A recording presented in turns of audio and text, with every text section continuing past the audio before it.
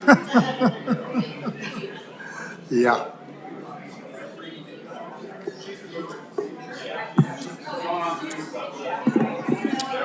Okay, I'd ask that everyone quiet for a moment. I want to call the meeting to order. Calling the meeting of the regular Planning Commission to order. I want to welcome all you here tonight. It's nice to see a full chamber. That's always nice. Can we have roll call, please? Commissioner Ahlborn? Here. Commissioner Allen? Here. Commissioner Karapetkov? Here. Commissioner Locke? Here. And Chair LePage. Here. Okay, let me just get over here to the agenda.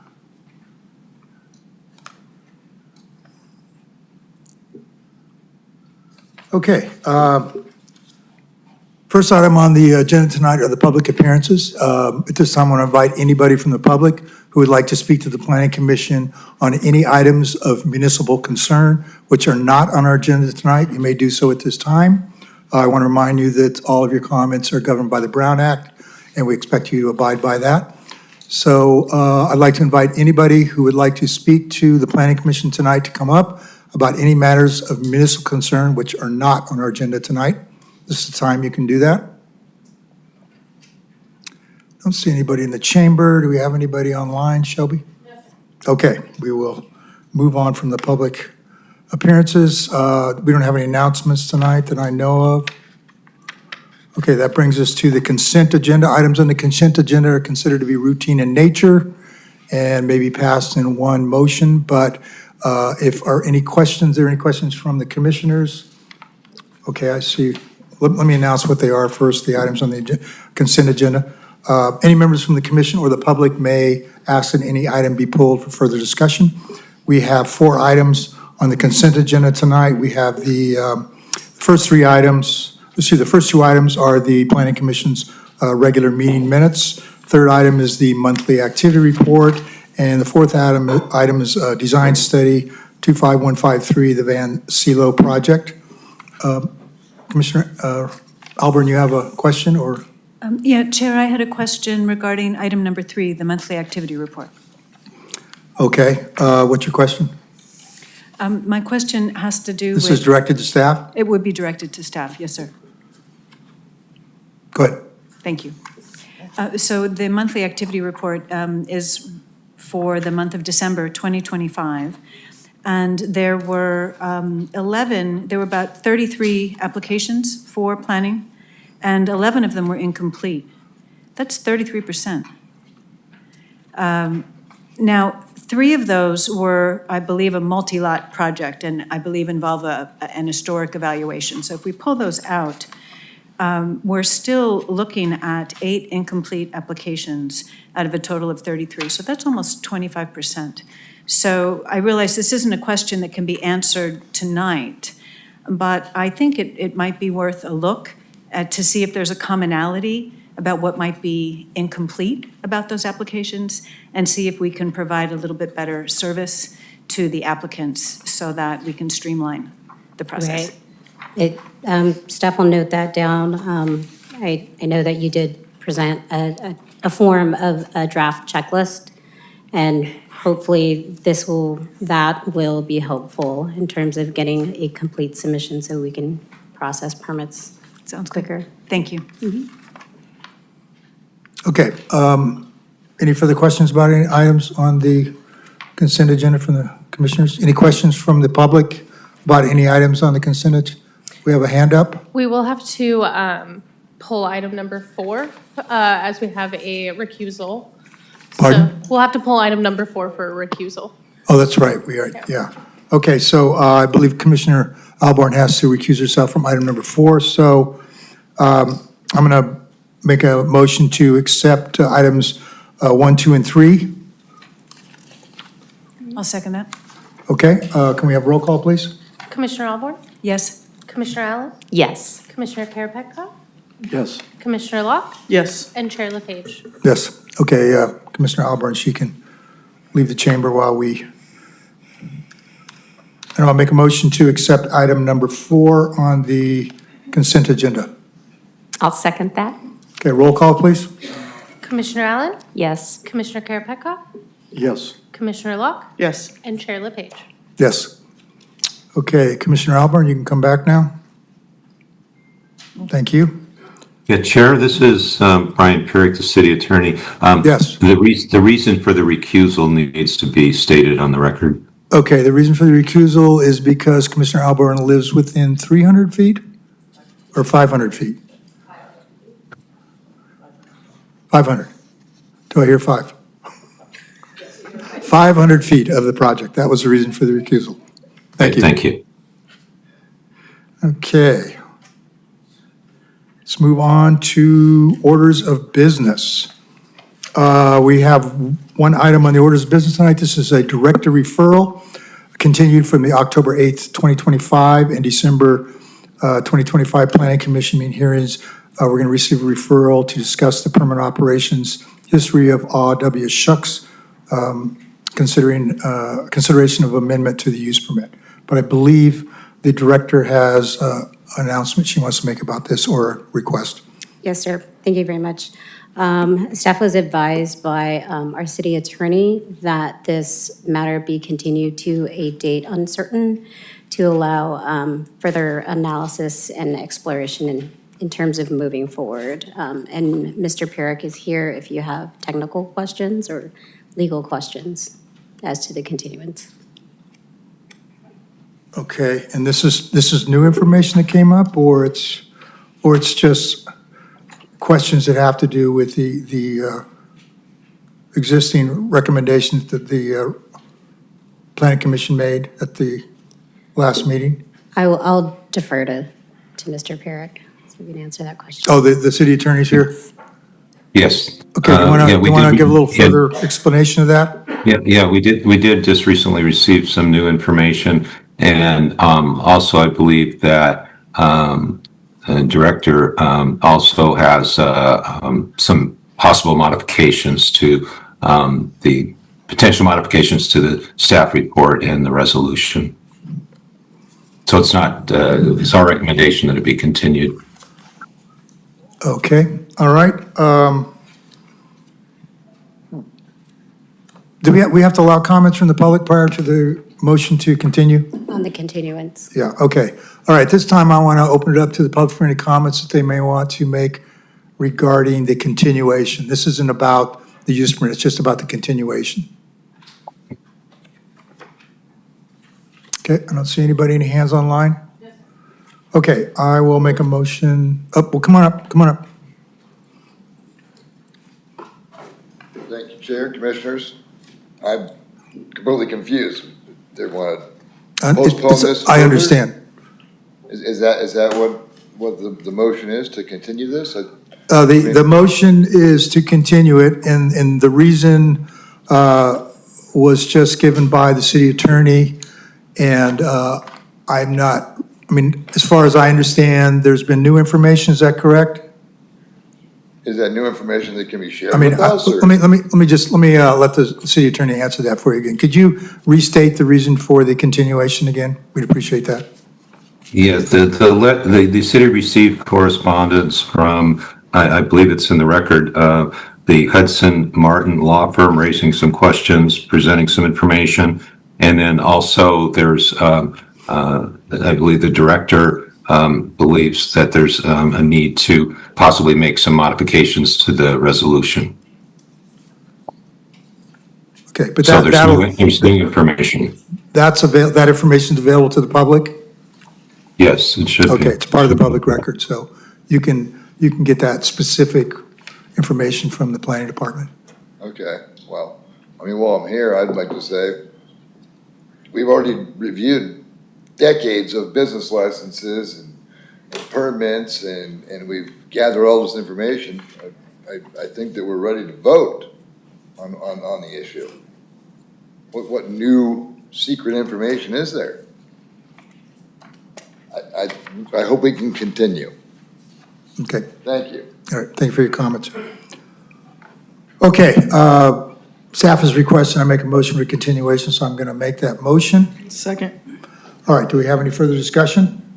My only question is, we can't specify a date at this point?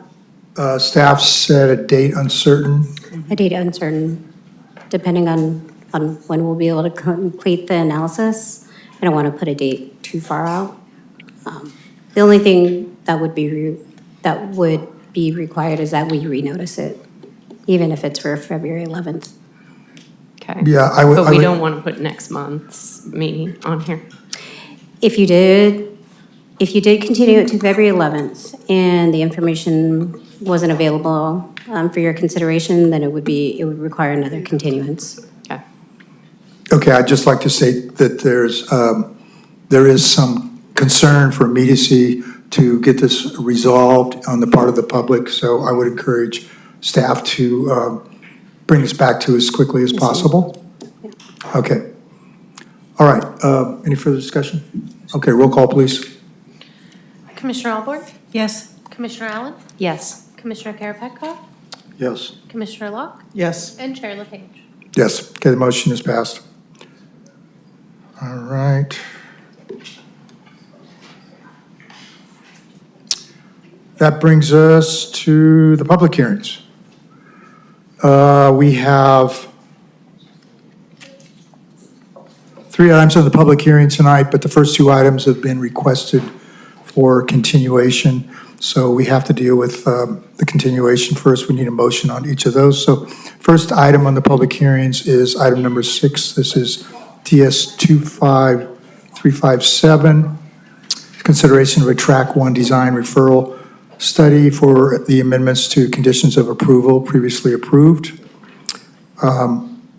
So when I say we have a motion for continuance, it's just a motion for that. There's no discussion in the continuance motion regarding the application. So would the director like to give a reason for the continuance? Sure. Staff's recommending a continuance on the Krugler application as it was not noticed. Notices weren't posted on site or hand-delivered by the applicant. So in order to fulfill our requirements, we will have to renotice and set this. It wasn't noticed correctly? That's correct. Okay, all right. Are there any questions from the public or any comments regarding the motion to continue DS 25357? Don't see anybody there. Shelby, any hands up? No, sir. All right. Any discussion on parts of the commission? All right, roll call, please. I'll second that I thought we motion. made a motion. I'll Oh, second good, the motion. thank you. Thank you for taking care of that. All right, roll call, please. Commissioner Ahlborn? Yes? Commissioner Allen? Yes. Commissioner Karapetkov? Yes. Commissioner Locke? Yes. And Chair LePage. Yes, motion is carried. Okay, we also have a recommendation to continue item number 7, DS 250195, the McWhorter project. Is it the same situation? Different situation? Different situation. For the McWhorter project, the application or the plans did not pass the volume study. So staff's recommending a continuance to a date uncertain to allow the applicant to redesign and then send that through for the And this- volume analysis. Right, and the application's for final details, so they need to get that taken care of. Okay, any comments about this motion to continue, the motion that I'm making right now to continue this application? I'll second. All right. Don't see any hands When- going. when Oh, we would do, it- we have some here. Come on. When would it be? Pardon? When would the next meeting be? They have it to date uncertain, but I would assume that, because it's the volume study, that needs to be completed. So as soon as that's completed, I'm sure staff will put it back on the agenda. Or they will be able to, they need that to do it. Any idea when? We're gonna be out of town next month. I just don't know when it's gonna be. I believe the earliest it could be coming back to Planning Commission would be in March. Okay, yeah, thank you. No problem. All right, thank you. Any more comments? All right, roll call, please. Did I get a motion and a second? I second. Okay, thank you. Commissioner Ahlborn? Yes? Commissioner Allen? Yes. Commissioner Karapetkov? Yes. Commissioner Locke? Yes. And Chair LePage. Yes, motion is carried. Okay, that brings us to the main event, which is item number 8, which is a design review 25313, and a use permit, 25314. This is applied for by Verizon Sequoia Deployment. It's consideration of a use permit, design review, and coastal development permit for the construction of a small wireless facility on a replacement Pacific PG&E utility pole in the public right-of-way in front of Carmelo Street 4, southeast of 10th Avenue, in the single-family residential district. Before we get into this, I want to just kind of lay a few ground rules. There's a lot of people here tonight that want to speak. There's also, I believe, some of the public group has a couple of attorneys, or at least one attorney there in New York. So I'm going to allow them to speak first. As far as time, the normal time is 3 minutes to make your comments. If you need additional time, when you come up to the microphone, please ask me, give me a reason why you think you need additional time, and I will grant additional time. Typically, I grant 5 minutes for longer speaking. And if you need time to answer, if an applicant, or the applicant or the public members need any additional time to answer, they think any relevant questions that came up during the comments, I will grant additional time for that, but I will not grant additional time to just come up and repeat your particular position or argument against, or for or against the application. We did receive a large amount of information today, very late, and because of that, the planning commissioners have really, and staff have not had a chance to review that information. So it's very likely that I'm going to make a motion to continue this application, which I think benefits all parties, the applicant and the neighborhood group that have gone to a lot of effort to collect a lot of information, and all this information really needs to be reviewed thoroughly. But I want all of the discussion to go on tonight, all the presentation by staff, and all the public comments to be heard tonight, because everybody's here. So I just wanted to get that up front so everybody knows. And I believe that the director has some information too that she wants to relate to the public and the Thank you. applicant. Thank you.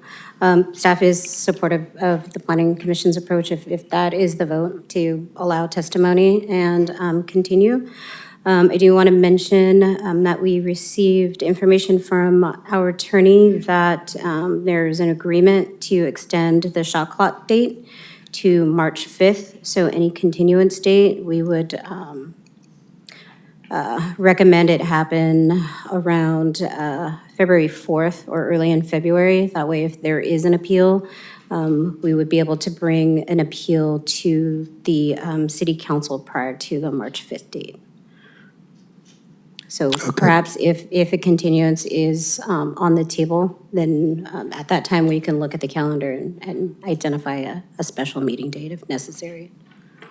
Okay, I also want to let the public know, if there is a motion made to continue the project, that the public and the applicant will have an opportunity to speak to that motion before any vote is taken on that tonight. Okay, with that, I would like to invite staff to give their report.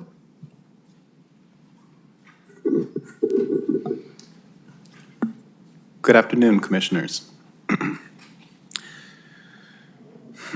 As Chair LePage stated, we're here to discuss design review. There we go. Design review 25313 and use permit UP 25314, Verizon Sequoia Deployment. This is an application that was submitted by Sequoia Deployment Services Incorporated on behalf of Verizon. This is going to be our first application since the city for a type 1 through 4 application for a conditional use permit since the adoption of the city's 2023 wireless ordinance. The proposed location for the small wireless facility is in the public right-of-way in front of Carmelo Street 4, southeast of 10th. The existing pole top is 38 feet 11 inches, roughly 39 feet. And this is a type 3 application, which is for a small wireless facility on a replacement pole in the right-of-way. On the screen, you can see there's the 3 existing views that were used for the photo simulations of the facility, looking north, looking south, and looking east. The pole itself is on the east side of the public right-of-way. Here is photos of the photo simulations provided by the applicant to show what the facility should look like when it is constructed and installed, or if it is constructed and installed. The replacement PG&E pole top would be roughly 46 feet 4 inches, and the proposed top of the antenna would be 49 feet 10 inches. This is a PG&E pole that would be replaced in the same location. And the antenna itself would be about 2.89 cubic feet, with the pole-mounted equipment being roughly 15 cubic feet, with another half a cubic foot for the meter disconnect. So I have, I guess, before I jump into all these slides, I have quite a few slides in the presentation. I'm going to try and move at a rapid pace through most things, but a lot of them are just quotes from the code showing what the standards, or from the design guidelines, what the guidelines are. And I'll have the analysis on the following pages. If there is at any time you would like me to go back to review some standards or guidelines or findings, we can have them there for reference. But if I'm moving through slides quickly, it's just to get to the analysis. I tried to do some highlighting of the standards in the code just to make it easier for reading. So, Carmel Municipal Code, Section 1746040B covers the ranked location for the different tiers of locations for putting a wireless facility, from least compatible Tier 1 to most compatible Tier 3. Verizon is proposing to go in the public right-of-way in the single-family residential zoning district. They provided justification, technical justification, and alternate site analysis to show why they couldn't deploy in Tier 3 nor a Tier 2 zone. That's attachment 8 from the staff report. Their stated reasons are that the potential sites in a Tier 3 or Tier 2 zone wouldn't address the coverage gaps that they currently have and would offer duplicative service. 1746040C is for preference for placement on public parcels, on public or private parcels over in the public right-of-way to ensure that there's no interference with the flow of pedestrian and vehicle traffic, reasonable access for use, no interference with emergency services, maximize public access to the commercial districts. And if the applicants are proposing to place a facility in the public right-of-way, they need to provide written justification for that. Verizon, or Sequoia Deployment Services on behalf of Verizon, provided their technical justification and alternate sites analysis as previously referenced, attachment 8 to the staff report, and stated that there's no technically feasible alternatives on public or private property due to height restrictions and setback restrictions on these on these parcels. So, 1746040D, structure selection, for selection of structures in the right-of-way. New non-replacement structures of any type are the least compatible, and then existing or replacement utility poles are the most compatible. So Verizon / Sequoia Deployment Services is proposing to go on a replacement utility pole in the right-of-way. So that would be the preferred structures in the right-of-way. 1746040E1, structure selection.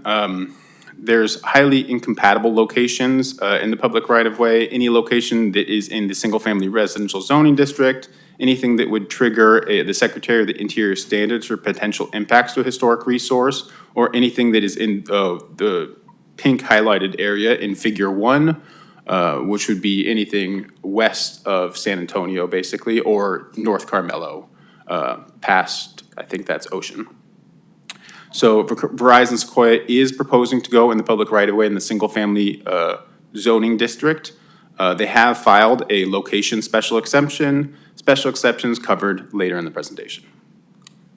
E2 for structure selection is additional public right-of-way location selection standards. A and B directly in front of within 5 feet of the center line of a window or door on the facade of the building. So if you take a line down the center of a door or window on the facade of the building and extend it out 5 feet either side, and then extend that as a vertical plane or a plane going forward. So this pole does fall into within 5 feet of the center line of the facade window of the adjacent residential structure.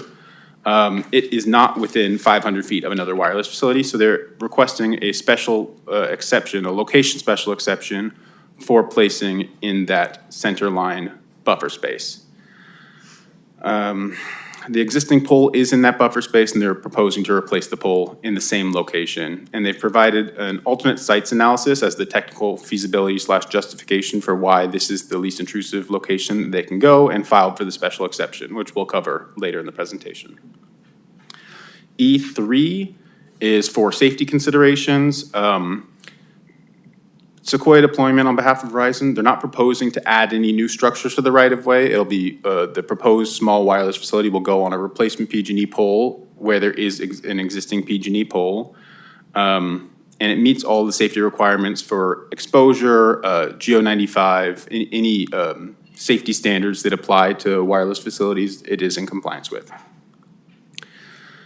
So we're going to get into design standards now. That's 1746040F1. So we've listed all the design standards here: stealth and concealment, overall height, finishes, noise, lights, trees and landscaping, signage, and security measures. So we can go reference these standards as need be throughout the report. I know it's a big blocks of text. It's also in the staff report and in the code. Fire and safety, compliance with the laws, and view protection.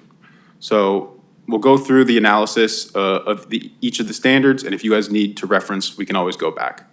So for stealthing, the applicant is proposing to shroud their accessory equipment on the pole and their antenna, and all cables and wirings will be in conduits, and all of the shrouds and conduits will be painted to match the PG&E pole as depicted in the photo simulation.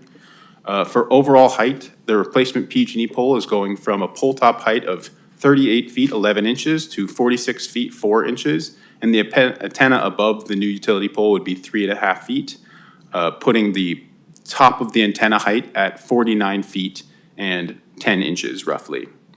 The spacing between the primary power lines at the top of the PG&E pole and the bottom of the antenna bracket is 6 feet, which is the minimum required for the California Public Utilities Commission General Order 95, which is the safety standards and regulations for utility poles. Finishes, as staff said previously, they're going to be painting the equipment to match the PG&E pole.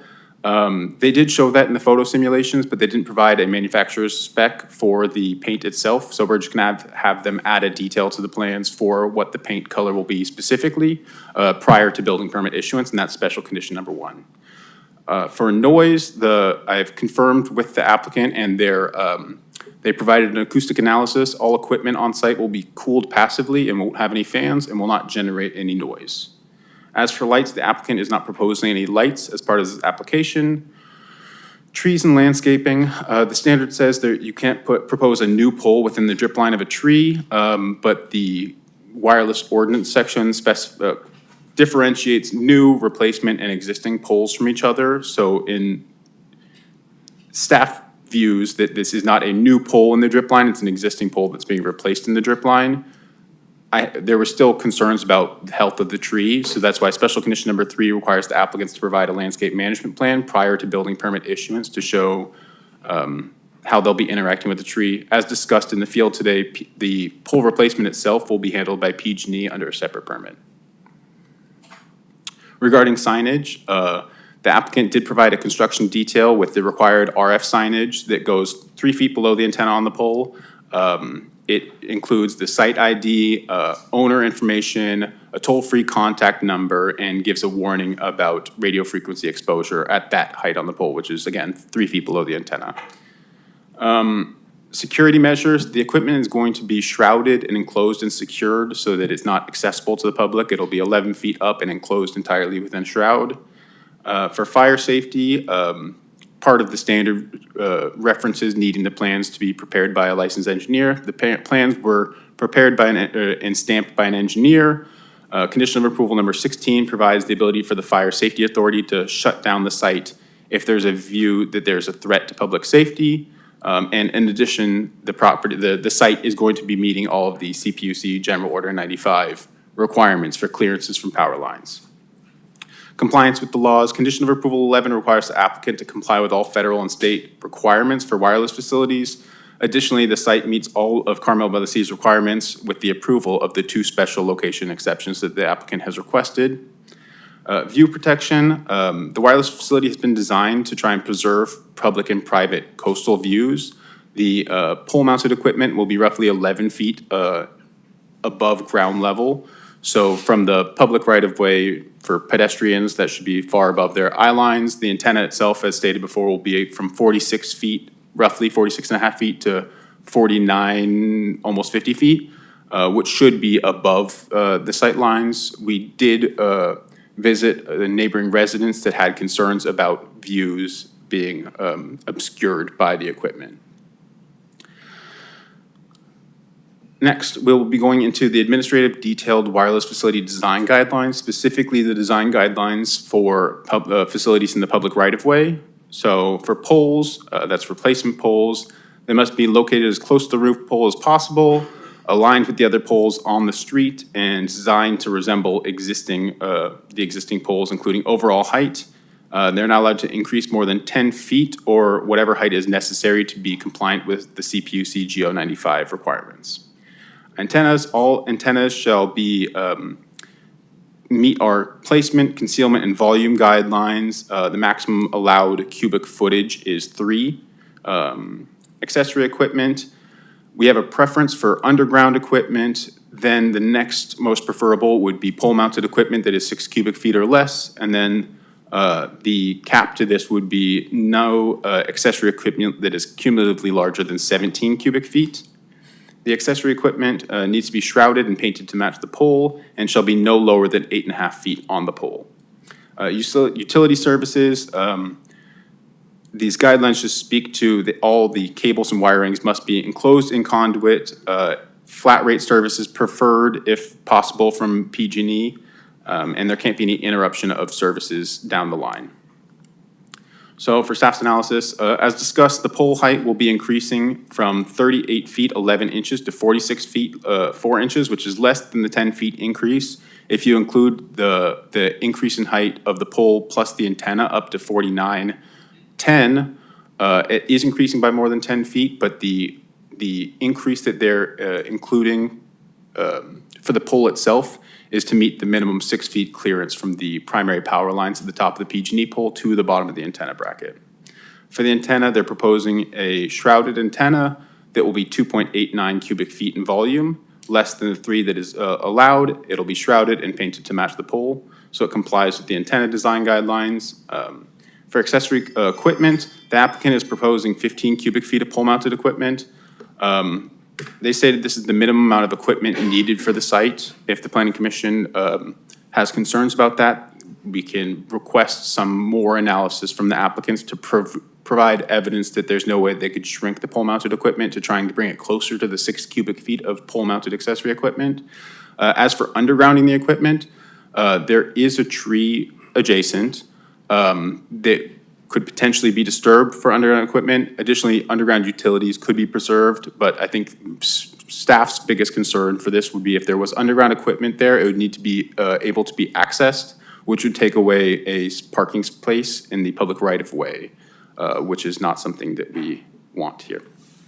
As for utility services, all conductors will be in conduits that run the length of the pole and are painted to match the PG&E utility pole. CMC Section 1746-080A.1 Standard Findings. So for wireless facilities, there's a series of findings that need to make, won't have a visual impact and will adhere to all the standards in this code and the design guidelines, and therefore won't affect property values because it follows the standards and guidelines. The administrative design guidelines and standards must be adhered to unless special exceptions that are outlined in the code are requested. The applicant is requesting 2 location special exceptions. Standard finding C or 3 is that it must meet all RF exposure. 4 or D is that it has to meet the fire and safety standards. E is that there is fall zone protection requirements in the administrative design or administrative detailed wireless design guidelines. F, all public notices required for the application have been given. G, all findings required for a use permit pursuant to CMC 1764-010. I think I've listed them here on the screen, but you guys see those standards more frequently, so I'm not going to go through individually. H, finding all the findings for the discretionary design review approval pursuant to CMC 1758-060. Similarly, these are what we review typically in these meetings, so they're here on the screen and we can reference as need be, but I'm not going to go through one by one.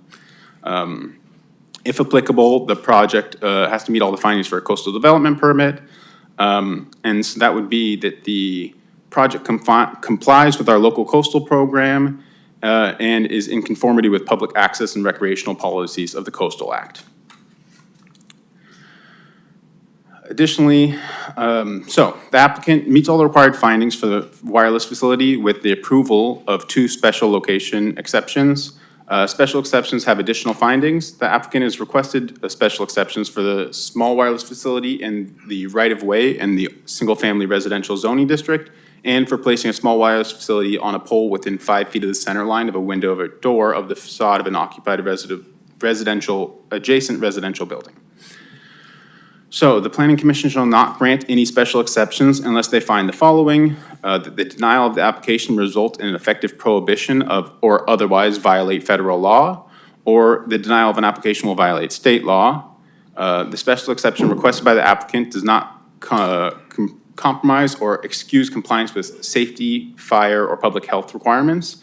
The special exceptions are narrowly tailored such that any deviations are just what's necessary to comply with federal and state law. Findings required 1746-080 C2. The applicant, so A, the denial of its application will result in effective prohibition or otherwise violate federal law, or the denial of the application will violate state law. Verizon asserts the denial would violate state law and would be an effective prohibition of service under federal law. They only need to prove one, but they asserted that both would be true. We had CTC was a third-party engineering firm that the city contracted for reviewing of all the technical documentation that's provided by Sequoia Deployment on behalf of Verizon. CTC reviewed and analyzed the claims, and special counsel for the city reviewed the legal arguments. The city disagrees that Verizon's demonstrated the denial of the application would violate state law. The city does agree that the application proved an effective prohibition of service should we deny the application, so effective prohibition of service under federal law. CTC, they reviewed the Peer Con report provided by Sequoia Deployment on behalf of Verizon, showing the coverage gap that they were aiming to serve with the deployment of this facility, and CTC confirmed that there is a coverage gap shown by the Peer Con report. Staff has reviewed the alternate sites analysis and confirmed this site is the least intrusive means to in the search ring. Peer Con report analyzed the tier 2 and 3 sites, and CTC confirmed that the findings in the Peer Con report are correct, and that the tier 3 and 2 sites that were reviewed would not address the significant coverage gap that is demonstrated in said report. Verizon has also demonstrated the facility would be used to improve service, densify service, and introduce new service, arguing denial would be materially inhibit its ability to compete in a fair and balanced regulatory environment. This is the second test for effective prohibition for small wireless facilities specifically, and this test has also been met. The findings can be made because a denial would be an effective prohibition of service under federal law. The next finding required would be does not compromise or excuse compliance with any fire or other public health or safety requirements. As stated previously in the presentation and in the staff report, the project conforms with the CPUC's GO95 requirements for attachments to a PG&E utility pole. It meets all other design and location standards outlined in the code and in the guidelines. And the pole-mounted equipment won't affect the use of the public right-of-way or interfere with emergency services. The special exception is narrowly tailored such that deviations from the requirement is only necessary for compliance with federal state law. It is narrowly tailored. It's only the 2 location standards that are being deviated from with the request for these special exceptions. The applicant provided all the required materials for demonstrating the need for these two special exceptions. Materials and information were vetted by the city and by the third-party engineering firm and special counsel, and the two deviations comply with federal law. The CTC report, CTC was hired by the city to review the technical information as stated previously. They reviewed the wireless coverage provided by Verizon and created a computer model modeling the coverage gaps to develop findings. And their findings were thus: Verizon provided credible evidence of existing wireless service deficiencies in the 700 to 850 megahertz bands due to overloaded traffic and signal interference, and available signal does not deliver an acceptable quality of wireless service. The new site will offload traffic from overloaded low band to mid band, reducing dropped calls, supplement 4G mid band coverage, provide 5G coverage, increase mid-band throughput, and decrease C-band latency, and site only provides mid-band service. Site will comply with the radio frequency emission guidelines. So per the CTC report, it's confirmed the data that was presented in the Pure Cons report provided by the applicants of a coverage gap, and the site is needed to provide reliable 4G and 5G service.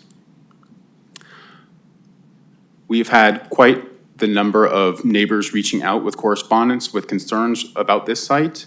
Their concerns ranged from aesthetics, the equipment being too bulky, the pole being too tall, neighborhood character. There was many concerns regarding property values, and health concerns were raised at some points. That the application is requesting exceptions being placed in less referred zones in the public right-of-way in the R1 zoning district and within the center line of the facade window. There's view concerns. Many residents stated they had good signal already and that a site was not needed in the area. There's many concerns raised over noise. And then there was others that said there is no coverage gap. This is just for network optimization was their concern. Additionally, staff received 4 letters, which I believe has increased since the time of making this presentation, from legal representation of the residents, the concerned neighbors, last night and today, and have not had sufficient time to review the legal and engineering concerns raised. So with that, staff is recommending that the item be continued to a date uncertain, sorry, not date certain, because we haven't had time to review the legal and engineering information that has been provided. Date certain? Oh, sorry, to a date certain. I was correct in my writing. Because we'll choose the date now if we do that. I am available for any questions. I've also pulled up the construction drawings, photo simulations, and alternative sites analysis. So if we want to view the RF signage that was discussed, or if there's any other questions that you guys have regarding alternate sites that were viewed, or anything else, I have the full package online and I can pull any documentation as need be. Thank you. Thank you. Okay, questions from the commissioners? You want to start, Commissioner Ahlborn? I do have a question Oh, go ahead, about Commissioner. CTC. Alan. So I would like to understand what we asked CTC to do, what the scope of their review is, and I'd like to understand what they're billing us for. Thank you. Gail, our special counsel, provided details on the scope of work that was given to CTC or requested from CTC. I don't have that in front of me. Do you remember, Anna? I want to be very specific. Yeah. Okay.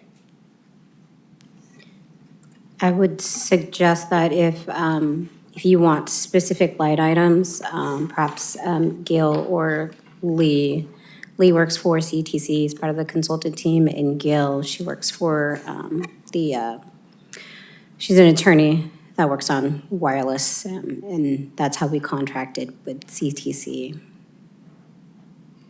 And are they here And they are tonight? both here. Okay. Gail, would you be able to answer Commissioner Ellen's questions?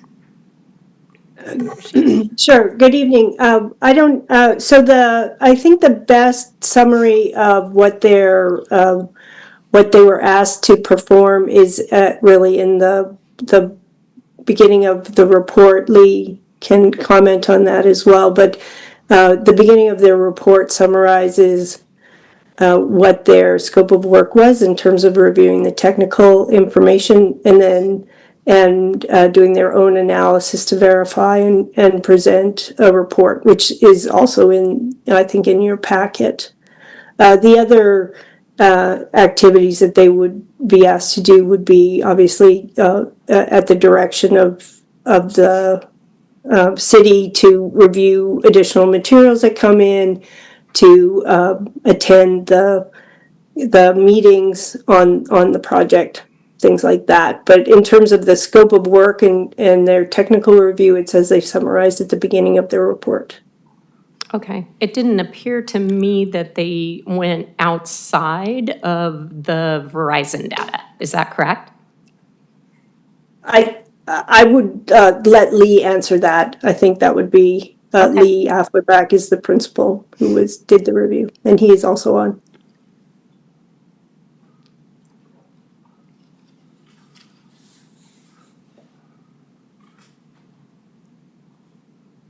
Okay, here I am. Good. Hi, Lee. Hi. Go ahead, we can hear you. Yeah, can you hear me now? Yes, we Yeah. can. Good. All right, good. Yeah, what we did is independently look at their engineering and their rationale for why they wanted to build the system in the bands that they're in, what the existing problems were in communication. And then we went back and checked through all their calculations and independently went back to see what we found in the way of coverage issues, and specifically looked at their measurement data to show that the signals that were currently provided in the area that is to be addressed by this specific site, is not receiving signal of both signal amplitude, that's power level, and quality. In other words, how much interference is in that site there. So our report goes into the engineering of it and our findings, but basically we reviewed all the data they provided, their rationale, and then independently measured or did our own modeling. I'm sorry, did you say at the end that you independently did your own model? What does that mean? We went back to look to see that if the interference that they were talking about theoretically was that they measured was in the same level, and the answer was yes. So, Lee, maybe you can help me with this. It's super interesting because I went on the FCC website last night and I also went on Verizon's website, and both of those show complete coverage. Yes, I see that a lot of times. I rarely see one that they don't show that kind of level of So coverage. where is it misrepresented then? Let's put it this way: the measurements that they made show that both the quality and the amplitude of the system falls below industry standards. Okay, the numbers that they put together in those models, I really have nothing to do with those, so I can't really answer that question. I do know that we went back and measured theoretically what the interference levels would be, and we got roughly the same values. So there is coverage issues there, and also additionally things that were provided were drop calls, other information that was provided. So as I say, our report kind of lays out specifically what our findings relative to the current performance. So I think what I'm hearing is you just verified that they had provided the information that they needed. Yeah, that's correct. Okay, thank you. Okay. Any other questions for staff or the CTC report consultants? Go ahead, Commissioner Ahlborn. Thank you, Chair. Would you repeat when the shot clock has been agreed upon to end? It's in March now? March 5th. March 5th. Okay, thank you for that. There was a mention that the proposed facility would not impact, it must not impact our public safety and communications and access for fire and police and so on. For our communications with our police and our fire and our ambulance, that's LMR, isn't it?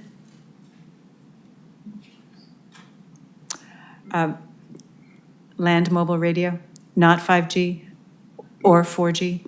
I believe so. I believe that new emergency information to services you. operate on a different band, a different Yes. wavelength. Well, at some point before approval, I would like it confirmed that, that our police and fire and ambulance communication and command and control are not affected by, in one way or another, by any decision we would make on this project, because that would definitely impact this commission's decision. So that might be a to-be-continued question. It's a good question, and it's something that we take into consideration as part of the adoption of the 2023 wireless ordinance and administrative details design guidelines. There's also standard conditions that were adopted, and we do have a standard condition that the site shall not interfere with the emergency services communication. So it is I believe, condition 16, but I'm pulling up the resolution now to confirm. Go ahead, you want to jump in? Go ahead. I do. That's, Jake, sorry, that's, why wasn't that included in the packet? that's in the resolution. That's condition of approval number 14. No, the guidelines, the 2023 guidelines. Why weren't those in the packet? Oh, the actual guidelines themselves as an attachment? All the design guidelines that are relevant to facilities in the public right-of-way were included or copied into the staff report. As part of the staff analysis, I went item by item for public right-of-way. There's a section, let's see. I didn't see that either. Yeah, In the staff report? yeah. Okay.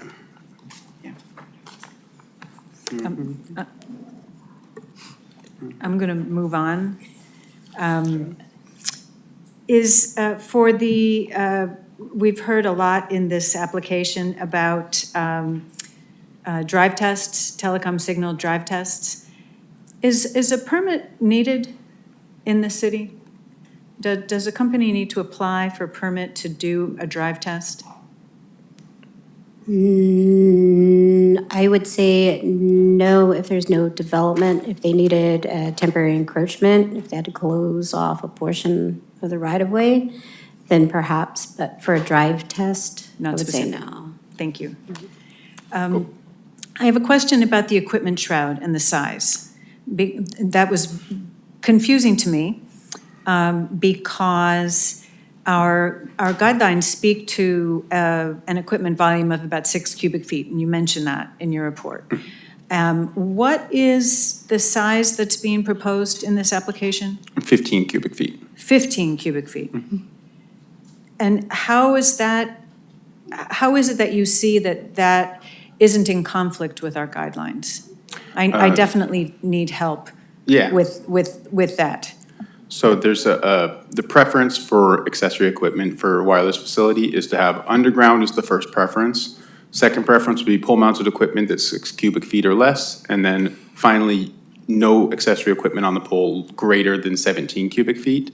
So they're below that 17 cubic feet threshold, and the applicant stated that they believe that there is no possible way to do the 6 cubic feet for pole-mounted equipment for this facility. I can let the applicant speak more directly to what equipment is in the accessory equipment cabinet. But that was the rationale that they presented, which also in the presentation, that's why I stated if the commission believes that they would like the applicant to provide a smaller accessory equipment, the smaller equipment on the side of the pole, if that's viable, that's something that we can request from the applicant or condition the project such that prior to building permit issuance, they would remove anything they can.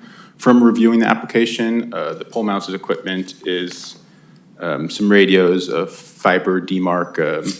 It seems pretty standard for this type of application, but yeah, if there's something, if you would like to request the applicant reduce it or provide more justification for why it is the size that it is, that's something we can do. Thank you. Oh. We'll definitely put a pin in that. Can I quickly circle back to the design guidelines in the staff report? Yes, sir, of I have course. the staff report open online. On page 12 of 22, so section kind of 3 of the staff report, under the staff analysis, is the administrative detailed wireless facilities design guidelines, facilities in the public right-of-way. And there is a hyperlinked, the header is hyperlinked to the design guidelines, and the pertinent design guidelines are listed underneath with staff's analysis underneath. so that's what I missed. Yeah. So not as an attachment, but as a link. Yeah. Link- No, And then to- I copied the specific guidelines relating to facilities in the right-of-way As I into saw. the report, yeah. Thank you. Note to self. Watch the links, Erin. Me too. All right, another question, and I need help with another question about size and allowable height. Well, actually, before I even go to that, this pole is proposed to be a replacement. Yes. Oh, yes. Must it be replaced?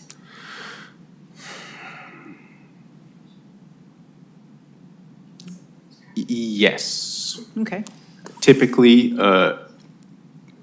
PG&E replaces poles when there's a small wireless facility that is being proposed to be placed on them, just for structural sureness, I think is good way to put it, and then also to meet the minimum requirements for clearance between power lines and the proposed antenna. I haven't personally seen a PG&E pole for a pole top antenna that wasn't replaced to accommodate the clearance that's required.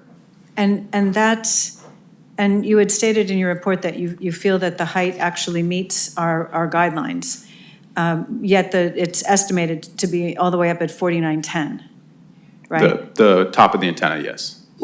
But the existing is 3811. Yes. So that's about a foot taller than 10 feet above the 3811. The pole top increases, from the pole to pole increase is less than 10 feet, and then the height, including the antenna, is the minimum clearance needed from the primary power lines to the top of the utility pole to the bottom of the antenna bracket.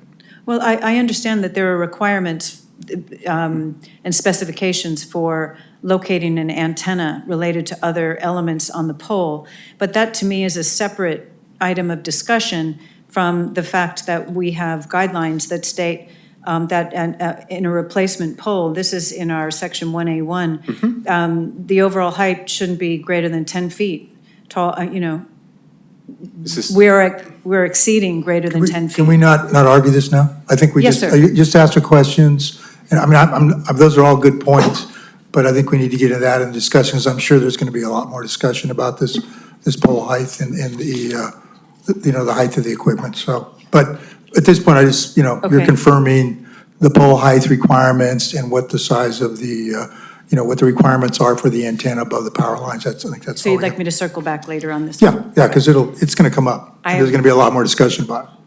I have one more question. And this has to do with the basis for the significant gap that's in the application. Could you just briefly, because this, I believe, will also come up in discussion, and I know Commissioner Allen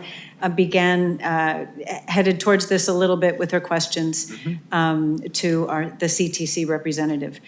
How did, I hope I get the numbers right, towers 002 and I think it's 005, the two unbuilt towers, the approved and unbuilt towers, how did they figure into your analysis and your recommendation to approve this application? And that's my last question. as part of our completeness reviews provided to the applicant, we requested to know whether their modeling was based off those two facilities being activated. So as part of this, the sites aren't on air currently, so you can't activate them to check for coverage, but they were included in the modeling, and we actually requested the equipment that was on both facilities so that they could be included in the modeling that CTC did for the facilities. Okay, now, the chair has told me not to discuss or argue, so we'll definitely put a pin in that, because, yes, we'll put a pin in that. I think And we'll return. So thank you, and thank you, Chair, for the floor. Can I ask a question to? Absolutely, go ahead. I have a question to CTC, Mr. Afflerbach. what is the conclusion of your analysis? How good or bad is the service in Carmel? We talk about interference, coverage, but that's not the entire service, right? It is, you can have coverage, but when you connect, your call can be of a horrible quality, right? You can have garbled voice, you can have other problems. People don't understand you on the other side. So can you draw a conclusion based on your measurement how good or bad the service is in town? Well, yeah, can you hear me on the mic? The answer to that is that particular in the area where this site is going to be, where they're proposing to make the site, there's a real problem there because most of the service along that scenic road there is provided by a site that's 3 miles away. And just by definition, the typical cell site average reliable coverage is about 0.8 of a mile. But the issue there is this is a legacy site, put there many years ago, and in those days, cell towers covered a larger service area. Right now, what you end up with here is the interference from that site to the other two sites that are in the city itself. So if you go through the report, I think they did a very good job of pointing out the interference situation there. But we could spend a whole afternoon or evening talking about that. But the answer is it's unreliable, and it's unreliable by the point of view that the signal strength is going to vary under weather conditions. That's quite a distance. You'll notice all the other sites are much closer together, but that's the one that actually puts the strong signal into the target area for this small cell. So you don't doubt the necessity of additional equipment in this area? It is something that has to be done. The question is where, right? Right. Something needs to be done. This is a rather novel approach here, since what they're saying is we don't want to rely on the traditional low band services, 700 megahertz service, 800 megahertz services, which go greater distance. We want to go right and use the small cell model there. And if you'll note on the drawings that they have there, this is what they're doing in all the area. It's not just the site we're looking at here, but it's in the neighboring areas. I guess it's in the county or neighboring communities here that these sites are being put in. And this is pretty traditional, particularly now with 5G, because there we're talking about even smaller service areas. Thank you. Okay, any other questions from the commission? Okay, I'm going to open the public comments now. Once again, traditionally I allow 3 minutes. If you need more time, please request it. So we'll begin the public comments. Good evening, Chair LePage and members of the Planning Commission. I'm Christy Hollaback. And thank you for the opportunity to speak tonight. Before I begin, I would like to thank the chair for allowing our attorneys time to speak and address the commission. This proposal raises important legal and planning issues, and their input will be directly relevant to your required findings. I appreciate that you're allowing Mr. Campanelli to speak first, as he is in New York. And Ariel Strauss drove from Berkeley, so he will speak second, if that's okay. And I just wanted to point out that they are happy to answer questions if you have any. Mr. Campanelli is an expert in federal telecom law, and Mr. Strauss is an expert in California telecom law. I also wanted to sincerely thank all the neighbors and residents that are here tonight. I'm so grateful for all of you. Thank you so much. And I just wanted to have everybody raise their hand if they are here to support our cause. Thank you so much. I appreciate everyone. Okay, your presence matters. It speaks volumes that so many people from this area have taken the time to come forward because we do not want wireless facilities placed in our residential neighborhoods. At its core, this application is about location, and the location is wrong. The proposed cell site would introduce an industrial piece of infrastructure into a charming, small-scale residential neighborhood that has been carefully preserved for generations. It would severely impact views enjoyed by surrounding neighbors, views that are not incidental but fundamental to why people live here and why Carmel is special. Property values are also at stake. A visible wireless facility in close proximity to homes is not benign. Buyers notice it, appraisers notice it, and once the character of a neighborhood is compromised, the harm is real and lasting. Equally important, this proposal would erode the unique character of Carmel-by-the-Sea. This is a community defined by beauty, human scale, and thoughtful planning, not bulky, utilitarian installations in residential settings. Approval of this site would set a dangerous precedent that convenience for carriers outweighs the city's responsibility to protect its neighborhoods. The applicant has not demonstrated that this specific location is necessary, nor that less intrusive alternatives have been meaningfully pursued. Cost savings to a private company should never justify permanent visual and community harm. Once installed, this facility cannot be unseen or undone. For those reasons, I respectfully urge the Planning Commission to deny this application and uphold Carmel's long-standing commitment to protecting its residential neighborhoods. Thank you for your time and service. Thank you. Thank you for your comments. Okay, at this time, I'm going to invite the applicant to come forward.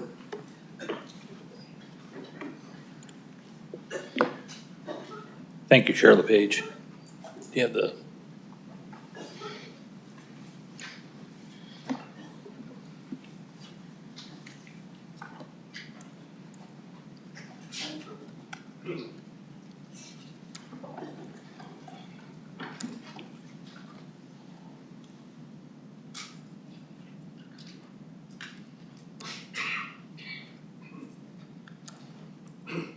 Got it. Good evening, members of the Planning Commission. My name is Pete Shubin. I'm with Sequoia Deployment Services, the applicant representative representing Verizon Wireless. Jay Grinnell and Jeremy Stroop with Verizon Wireless are with us as well. Ron Lukács with PureCon Solutions is available via Zoom if there's any specific questions regarding the coverage report. Bill Hammett with Hammett and Edison, who provided the EME compliance discussion and noise reports, is also here to answer your questions. Paul Albritton, who's outside legal counsel, is with us tonight as well, available. Just a quick timeline. We've been working on this project with the city since 2017. Projects in 2019, that was denied. Another one, we rendered an agreement with in 2020 at Carmelo, south of 8th Avenue. That was denied in December of 21. And then after the adoption of the new code, we're here today with this proposal for the city. There were also numerous locations identified under the old code and discussed. A walk we did with the director back in 2017 comes to mind, where we walked up and down streets, looked at poles, and then did an analysis, which you have under the new code and the alternatives analysis. Staff discussed the design real fast. I won't go through the details of it, but there were some questions regarding replacement pole. Why a replacement pole? The term is used by PG and it's called betterment. If there are infractions on a pole, meaning code violations that do not comply with state codes, other safety issues, just happen due to age of poles, or the pole is over 40 years old as part of a new attachment, they replace the pole to bring it up to current standards and clean up the existing attachments that are there. And there's also no extensions allowed anymore above the highest conductors. So the old way of using an existing pole with a bracket with a wood extension is no longer allowed. So you replace the pole with a taller pole. So that's the reason for it, the replacement of the pole. Just photo sims, staff already reviewed these. The staff report goes into underground equipment being infeasible. I just did a graphic here for you, shows some underground lines in the area. We could discuss this if you have any questions on why later on that blocked the vaulting. There's also a situation with PG&E where any equipment that's powered that's not on the utility pole requires the meter to be not on the utility pole. So by moving the equipment off the pole underground, you introduce street street furniture, street objects, a meter pedestal, vent stacks, curb and gutter to divert flow. Those types of items change the character of the street versus just leaving it on the pole. And if you have questions on that, I'll be glad to go through that with you. This map is out of the PureCon report.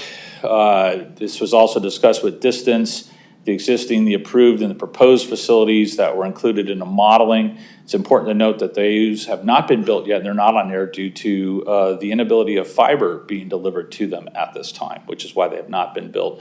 Also, we expect it to come up in discussion later on. In the lower right-hand corner of this map, you see a small red circle that begins to appear on the side of the map. That is a site called Carmel-Cypress that is at the Barnyard Shopping Center.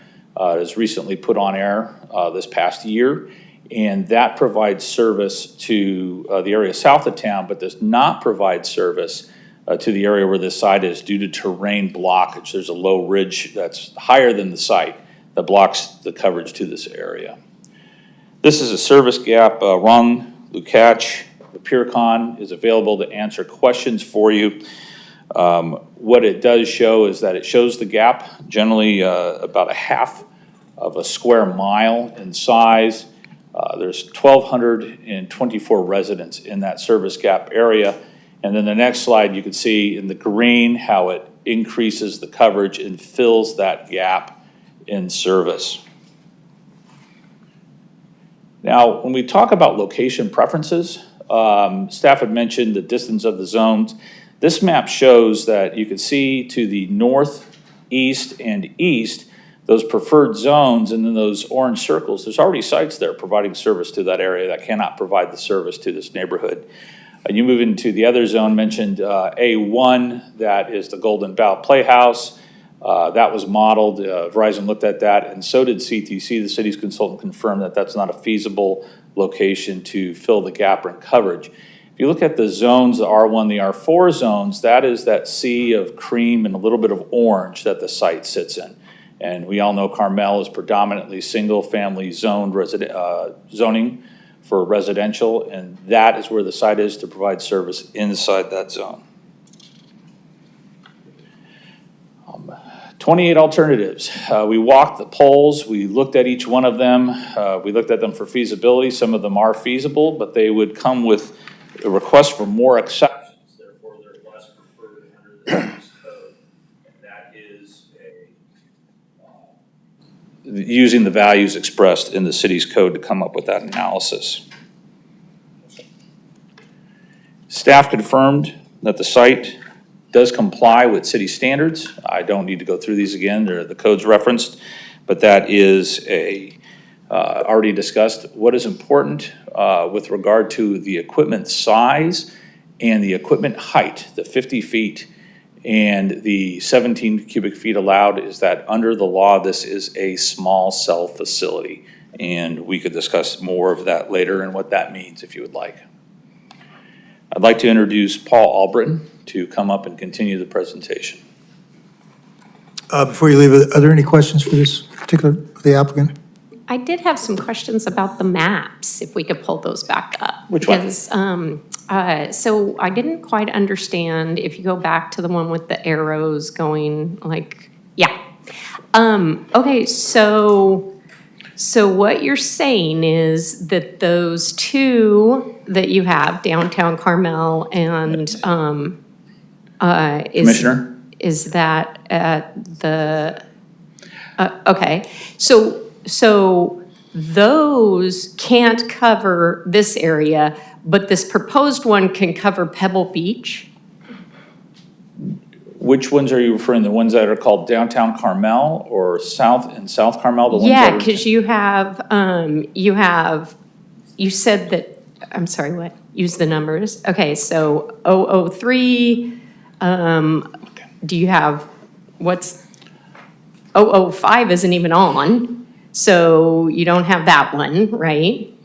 This is a very good question, and what I'll do is defer that to Ron Lukács, who's the engineer who did the modeling, who could answer that with specifically for you. He'd be Yeah, best because to- I'm super interested to know how this one that you're proposing is going to cover all the way to like, Pebble Beach when you can't even get a few blocks away from the ones that existing.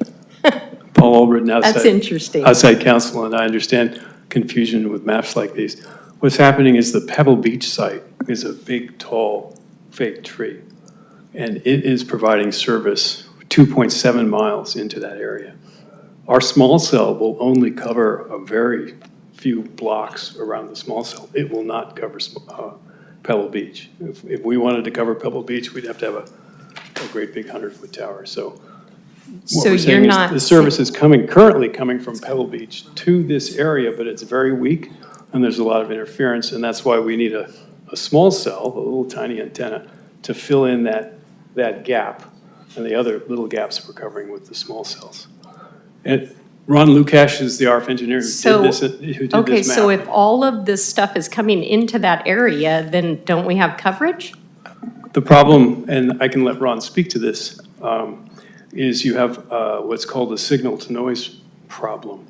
The principal problem, and I will try and be very brief, but Verizon buys its frequency from the FCC, and we get certain blocks of frequency. The amount of frequency we have in low band is very small, and the amount of frequency we have in mid-band is very large.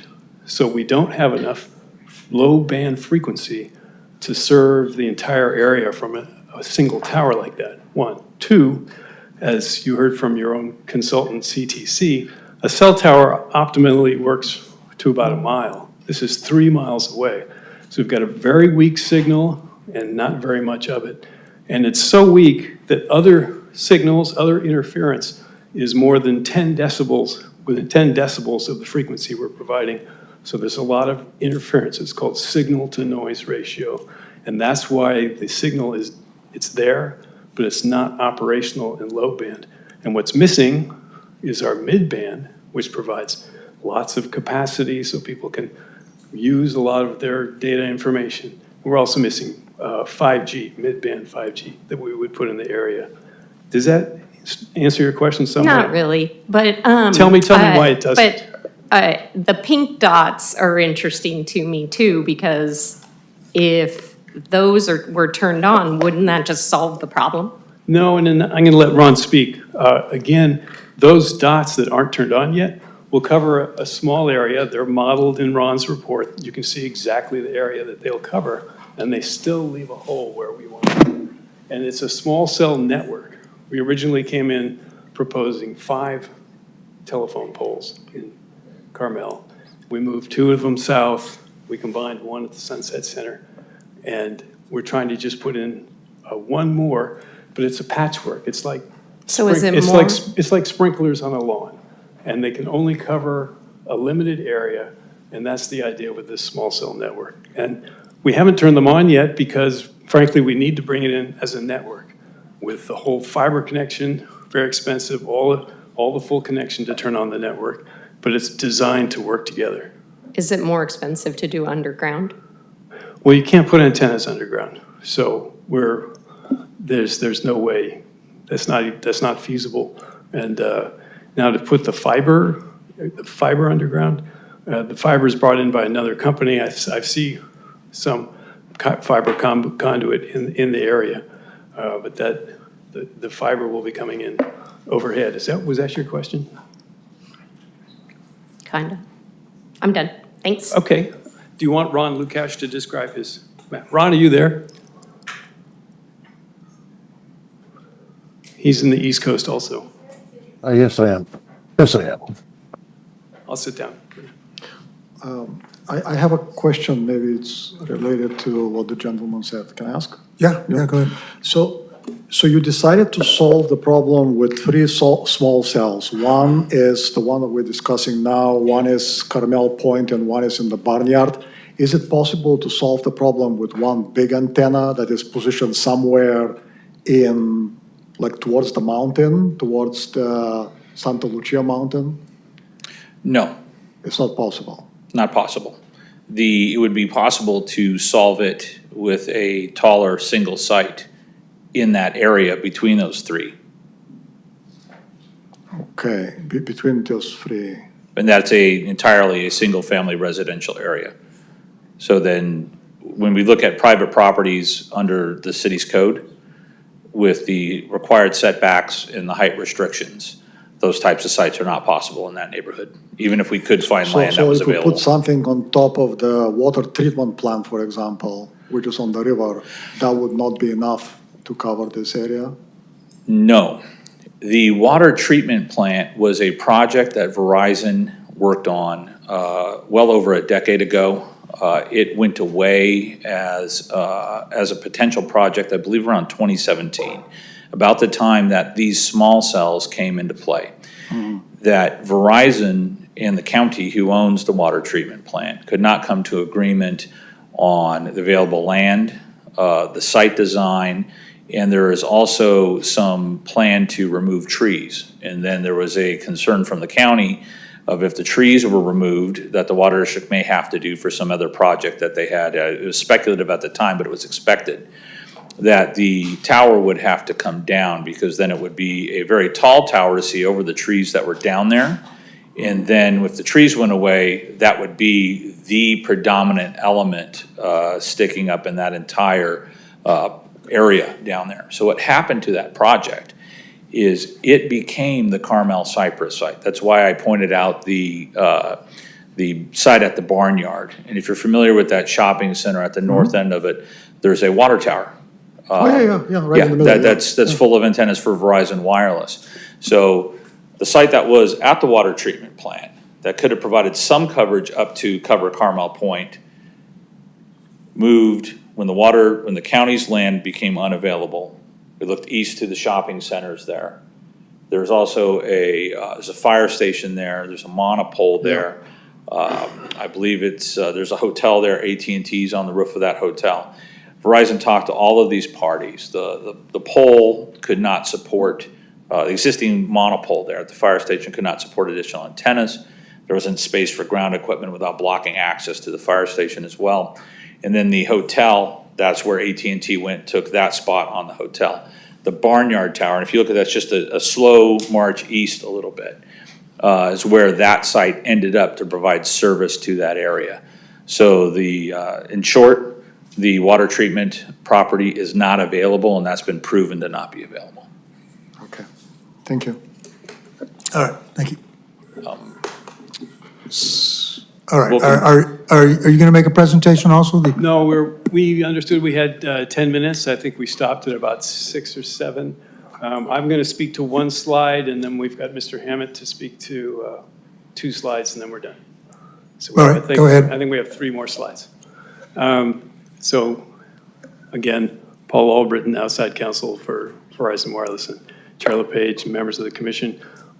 Thank you very much for taking the time to review this information. It was an excellent and very thorough staff report, and really, Mr. Olander covered my point, but really it is that we would consider that we need 2 exceptions.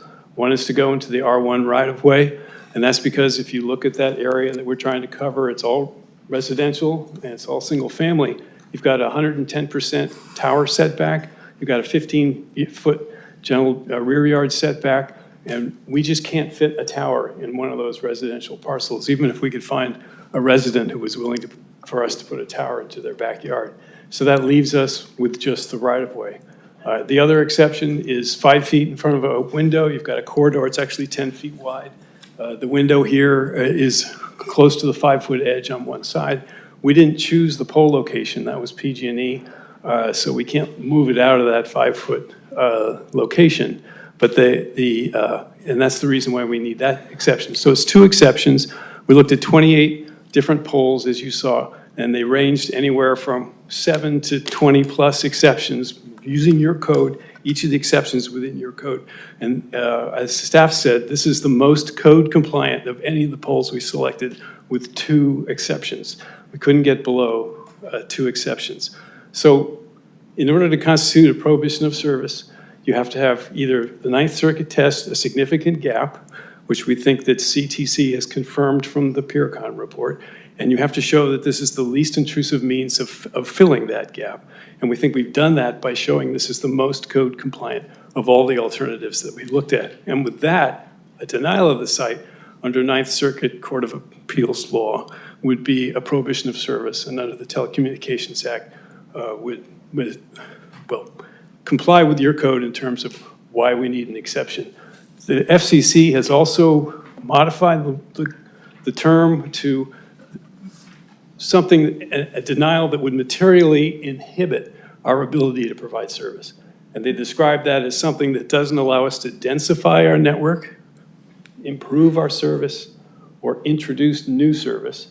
And here we're introducing 5G, we're improving our service, and we're densifying our network by filling the hole that will be filled by this small cell, as I mentioned. It's a patchwork, originally with 5 poles, now with 3 poles, basically.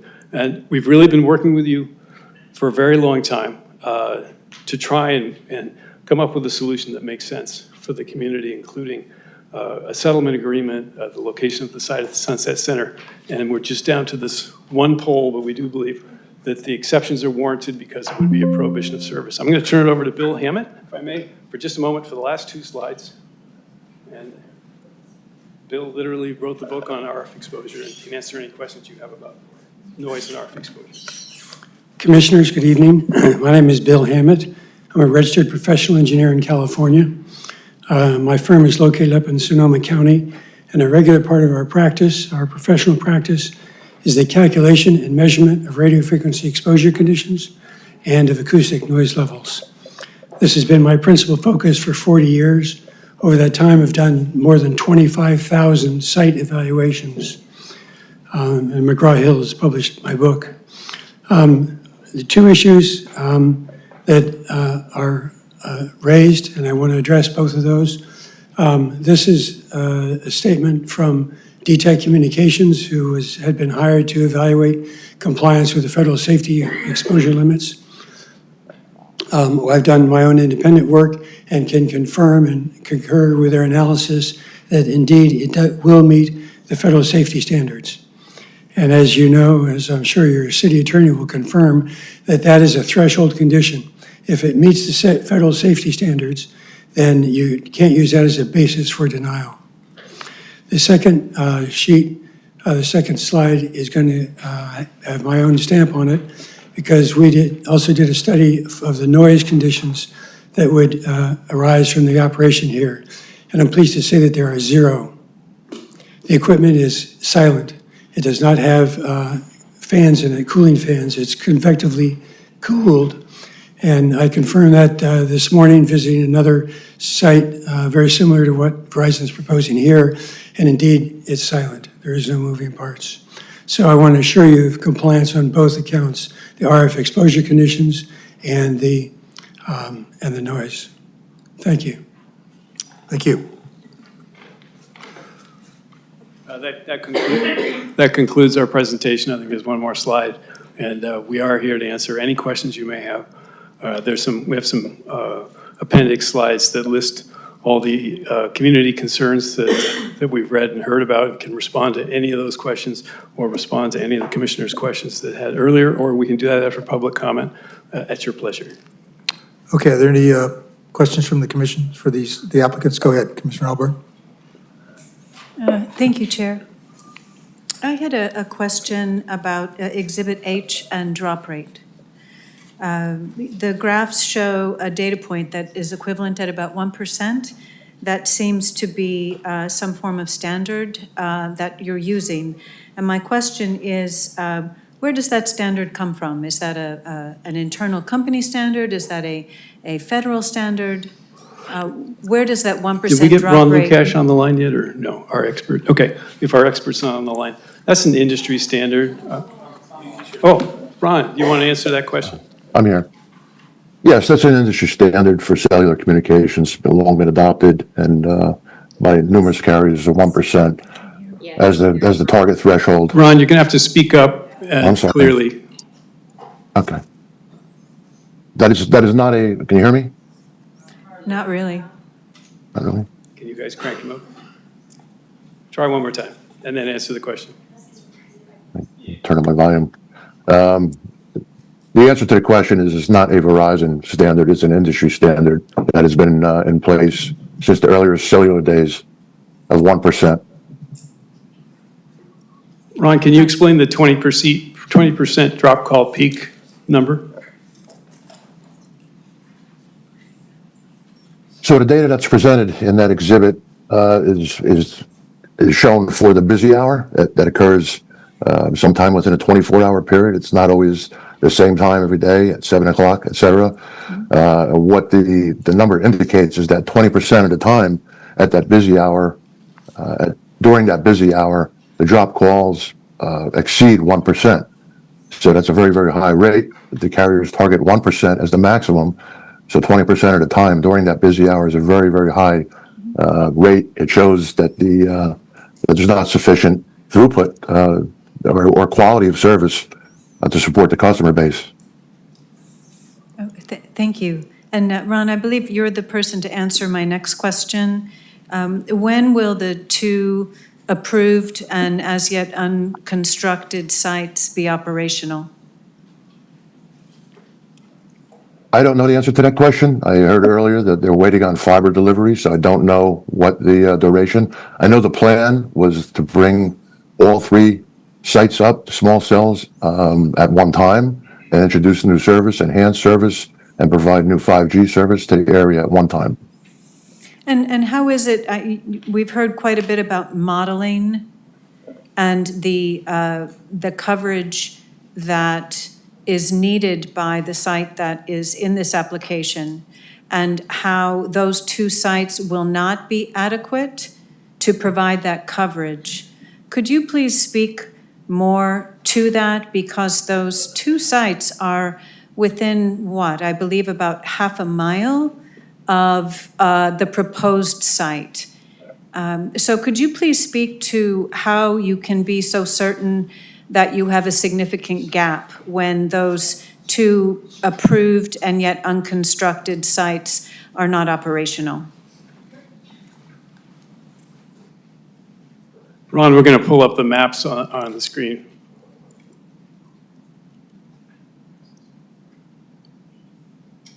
Yes, if you let me 1 second, I'm just looking at some data as well. I don't know if you can see the screen, but we're pulling up your map. Your network map. Well, I think you want the coverage map or the network map? Did you want the network map or the coverage map? I simply want to understand why Well, this proposed site is required when you have two additional and unconstructed sites that are within such a short distance of your proposed site. So, Ron, do you want to speak to the maps, or shall I speak to them briefly? Yes, Okay. I can't see what you're showing, but Exhibit J would be, I think, appropriate. We're showing the existing midband? Oh, proposed midband, sorry. Yeah, with 2 and 5 turned on, and I believe our proposed site is in green, and the 2 and 5 are in blue. So our site is going to cover the green area, and the 2 and 5 that are proposed are in the blue area. Without green. So that's Yes. with the modeling of 2 and 5, and then adding our number 1 is what we call it. And there are different locations, different areas of coverage. Did I get that right, Ron? Yes, we can model the proposed sites with standard modeling propagation tools. We have drive test data that's presented as dark blue dots, so we know what the existing coverage is, and we can model the approved sites and show where they would be expected to provide coverage. And you'll see in exhibit that is K of the proposed site, this small cell will provide coverage in green, and the contribution of the other sites being SF South Carmel 2, which is the southwest, and it's labeled, but just really kind of half off the map there as a circle, SF South Carmel 5. They have limited coverage because I believe they're in a 40, 50-foot range themselves. So again, they have very limited coverage at that height, and these are mid-band frequencies which do not travel all that far. So even with those, whether they were on or not on, this is what the expected coverage would be. There would still be a gap in service for mid-band, requiring a site be placed in that area. Thank you. So to summarize, your your suggestion that you have a significant gap in coverage is based not on actual data, but on modeling. Is that correct? It's not based on drive test data, but on modeling, and you are projecting. Simply No. because you can't model facilities that aren't there. That's Thank right. you. That's how network design is done, is by computer modeling, and it's been done for a very, very long time. Just to clarify, though, the blue here is the existing coverage that you've done drive-by tests on? This blue, in your graphic here. The blue dots, the Yeah. blue dots. This I is- think this exhibit is a combination of drive tests that was performed and modeling. We can go back to previous exhibits, and that would clearly show the drive test that was conducted, that clearly illustrate the gap that's identified by a orange polygon. And that is derived from the drive test data we performed, or drive test data. So you're seeing drive test data up near the Sunset Center in those streets up there? And that's the existing service, and that was the site that was put in as part of a settlement with the city. And then and you can tell it's drive test because it's dots in a roadway. And the propagation models are the solid colors that are used. And these are industry standard computer modeling. I have to say Verizon did its own company modeling using a software called ATOL. Ron is an outside third-party engineer, and they did modeling as well. And then CTC, your consultant. Yeah, I understand. Also did I'm modeling just trying to confirm all understand this. Yeah. so what that- represents I totally get it. actual drive-by tests, what areas in your graphic here. So the SF South Carmel 002, is that one of them that has not been turned on yet? That's right. 2 and Okay. 5 are All not. right, so the blue graphic here does not represent drive-by testing? Because they don't exist, that's right. Okay, But the dots- I'm just trying to understand your Yeah, graphic. no, I totally get it. And I'm not the- questioning the dots in a the roadway, authenticity or the credibility of, the dots in a roadway will be, that's a drive test where Okay, they went out thank- with a scanner and they collected. all right, thank you. Okay, any more questions for applicants? One more question. Go ahead. The South Carmel site 002, is that on Valley Way in Carmel Point? Yes, those are telephone poles. So There's we, nothing there. I haven't seen anything there. You that's haven't- correct. They are not there yet.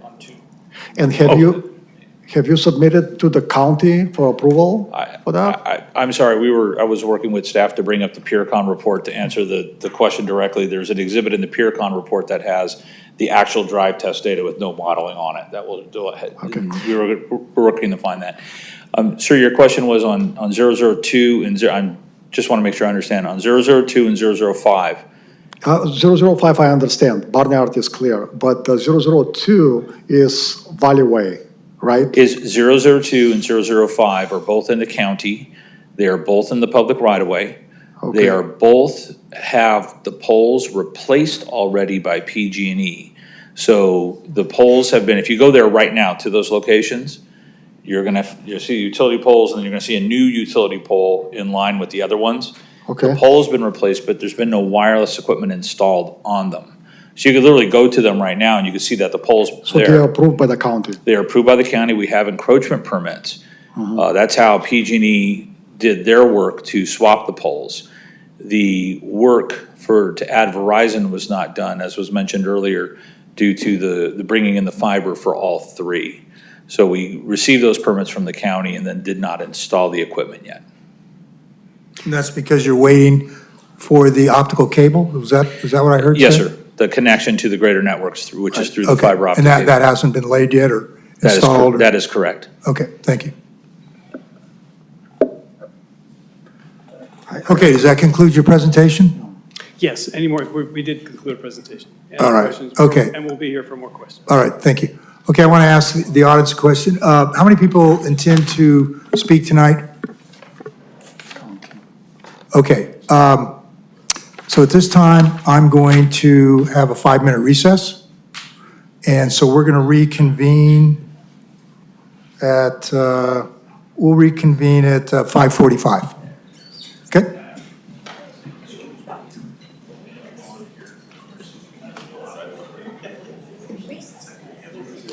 This was it.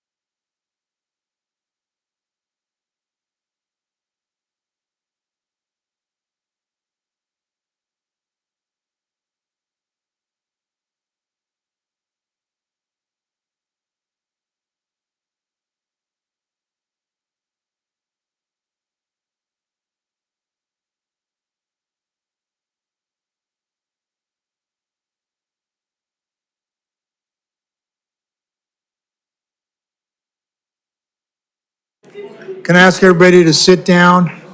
We gotta get going again. Huh?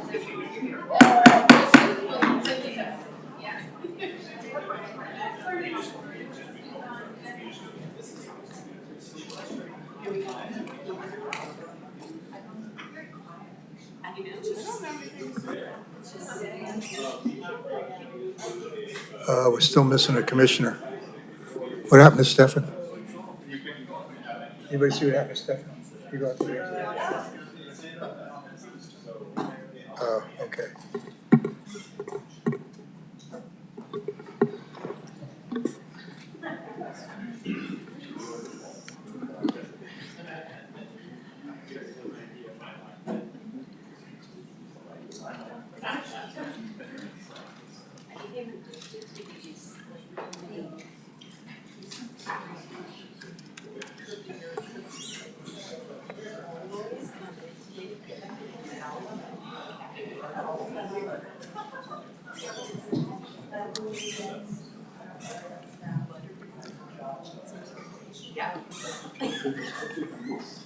Okay, I'm going to reconvene the meeting. Can we have roll call, please?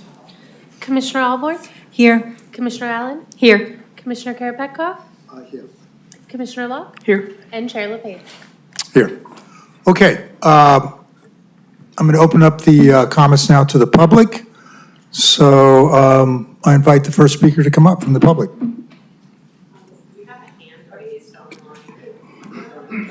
Oh, I'm sorry. Yeah, let's, I'm sorry, my apology. Andrew Campanelli, I think is the attorney for the opposition, would like to speak first. So go ahead, Mr. Campanelli. Okay, good evening. Can you hear me? Barely, yeah. I don't know if you can turn up any volume when you're in. It would be helpful. Let's see, give me one more. Seem to be having a little problem with the volume tonight. Can tech do anything about that? Shelby confirmed that IT confirmed that our volume is at the maximum currently. Is that max? So, Okay, yeah. well, I would just recommend getting as close to your microphone as you can. Okay, how's this? Is this better? That is better, yes. Great. Okay, good evening. My name is Andrew Campanelli. I'm an attorney. I'm here representing 26 homeowners this evening, homeowners. I would ask some indulgence from the board, if I may. I understand that you generally allot 3 minutes. I'm going to ask for 10 minutes since I'm representing 26 homeowners. That's fine. Go ahead. Okay, thank you. So the first issue I want to address is the easiest one, and that is representations that have been made to the board that if the board was to deny this application, as I submitted, should and must, it would somehow constitute a violation of the Telecommunications Act by being tantamount to an effective prohibition. In my opinion, based upon 30 years of handling these cases on the Telecommunications Act, that is patently false, and here's why. The standard for an effective prohibition is the applicant has to prove that a denial of their application to install this antenna at this location, at this height, would materially inhibit Verizon from competing in a fair and balanced legal and regulatory environment. Now, the answer is, however, in that to make that determination, you have to make that determination based upon, quote, the totality of the circumstances, end quote. So it's not enough to show that there's a gap in service. It's not enough to show that they want this to densify services or to remedy some gap. They must meet all of the criteria under the totality of the circumstances. And in this case, the most important one is that the applicant has to show that there are no potential less intrusive alternative locations, and they absolutely cannot do that because there is, in fact, a highly superior alternative location. So what am I talking about? I've heard the applicants and their attorneys and engineers talk about looking at lots and lots of utility poles in the rights of way, and that this is the most code compliant utility pole. Well, there's nothing that says it has to go on a utility pole. As it turns out, there is a far superior alternative location in the form of the Golden Bough Playhouse, which is located just a few blocks away. Now, it was my understanding when they made a previous application, I think it was in La Playa, Verizon represented that this alternative location at the Playhouse would actually remedy their needs. But I looked through the PeerCon Solutions report, I looked at the consultant's report, and quite frankly, I couldn't figure out how they were going to try to claim that this tower is going to remedy Verizon's need, but the Playhouse, 2 blocks away, wouldn't. I think it's less than 500 feet. As far as the availability, Maybe some of you have seen or not seen that I submitted a memorandum in opposition on behalf of the 26 homeowners, along with a separate package of exhibits in opposition. I'd like to refer to Exhibit E, which was attached, which is a letter from Stefan Moorer, the founder and executive director of the Pacific Repertory Theater, which owns the Golden Bow Playhouse. And he wrote, quote, "We understand that Verizon is currently seeking a site in Carmel-by-the-Sea for a cell tower installation. Pacific Repertory Theater would be open to discussions regarding the Golden Bow Playhouse, located on Monte Verde Street, 4 southwest of 8th, fronting Casanova Street to the west, as a potential location for such installation." So they are, and that's, again, he's founder and executive director. So he's saying, we're willing to have a cell tower put on our property. Now, it's 2 blocks away. I looked at the maps and the alleged data provided by the applicant and its consultants, and there is no way that a facility on top of the Playhouse, which is a large building of greater elevation, would not satisfy their need. So I tried to figure out how they would try to claim that they couldn't put it there. It makes absolutely no sense. Didn't take long to find out what they did. I looked at the PeerCon Solutions report, and this is what they claim.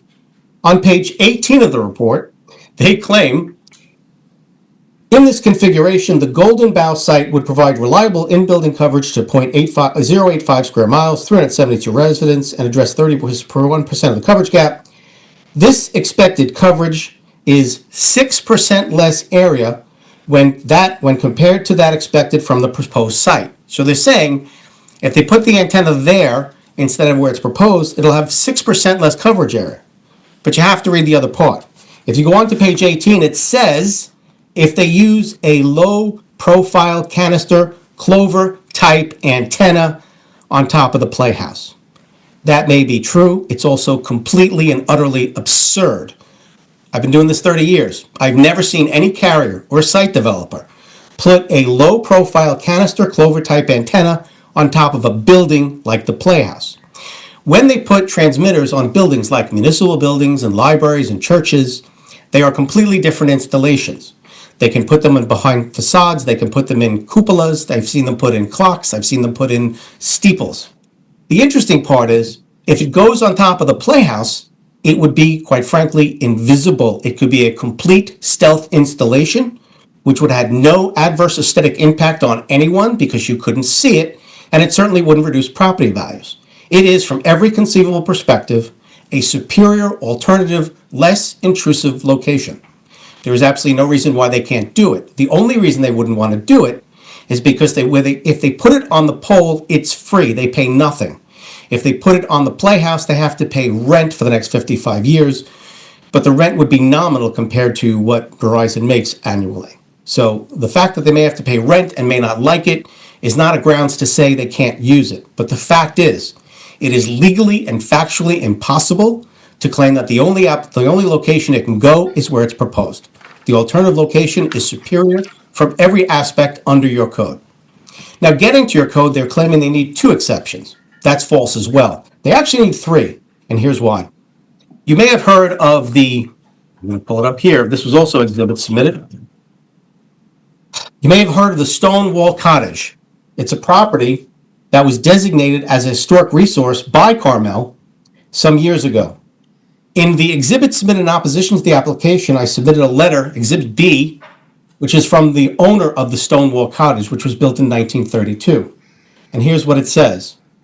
Quote, "My name is Neil Spiker, and I am the owner of the historic residence located directly behind the proposed cell tower site, Stonewall Cottage. Clearly, having a cell tower approximately 15 feet from my living room is not complementary to the home and its historic designation. Under your code, both your planning staff representative and the attorney for the applicant cited section 174608C subsection A, which says they need a special exception because they want to put an R1 zone. And they cite 1746.040E, where they need an exception because it's 5.1 feet from the center line of an entry door or window. What they conveniently omitted was 746.08C, subsection B, which requires an exception if they intended to install a place which might have a potential impact on a historic structure, and it is beyond argument that according to your own records, the Stonewall Cottage is in fact a designated historic structure. So they need 3 exceptions, not 2, and clearly this site is far more intrusive than putting it on the Playhouse. Clearly, no question about it. Some other issues that I wanted to address. Your board has asked very sophisticated questions. It's clear you guys have a better understanding than most boards of what you're dealing with. So I want to answer some of the questions. When a board member questioned CTC Telecommunications Network Consultant, you asked if they obtained their own data or they made their analysis based upon the data provided by Verizon. The answer is simple. CTC acquired no data whatsoever.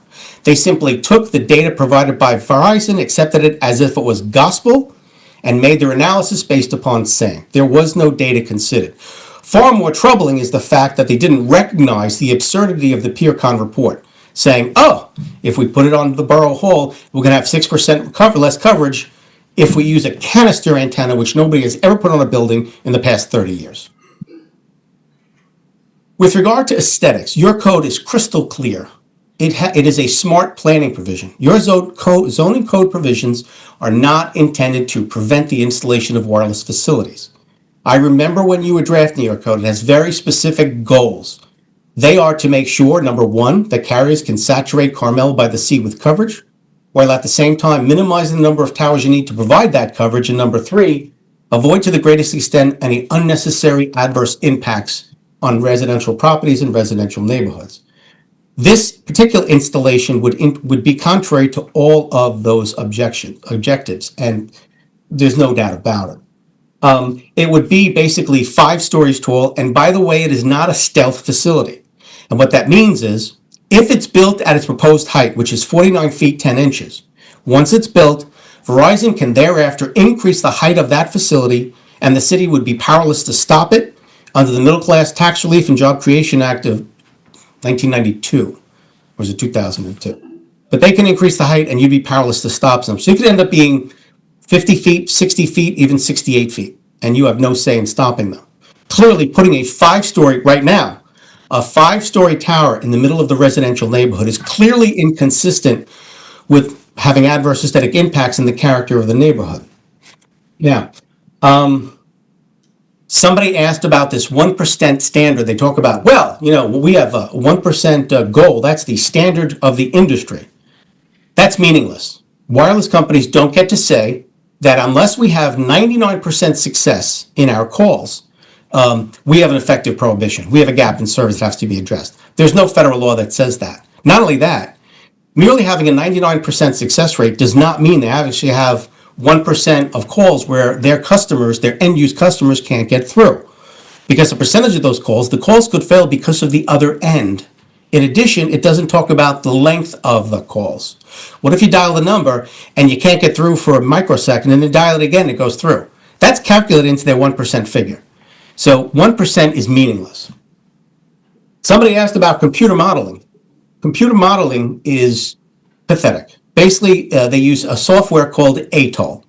ATOL is a software which enables someone to sit at a desktop computer and prepare maps, which are not based upon any actual data. Even worse, any user can input criteria to affect the map that gets generated. So to the extent they provide maps generated by ATOL software, those maps pretty much have 0 probative value.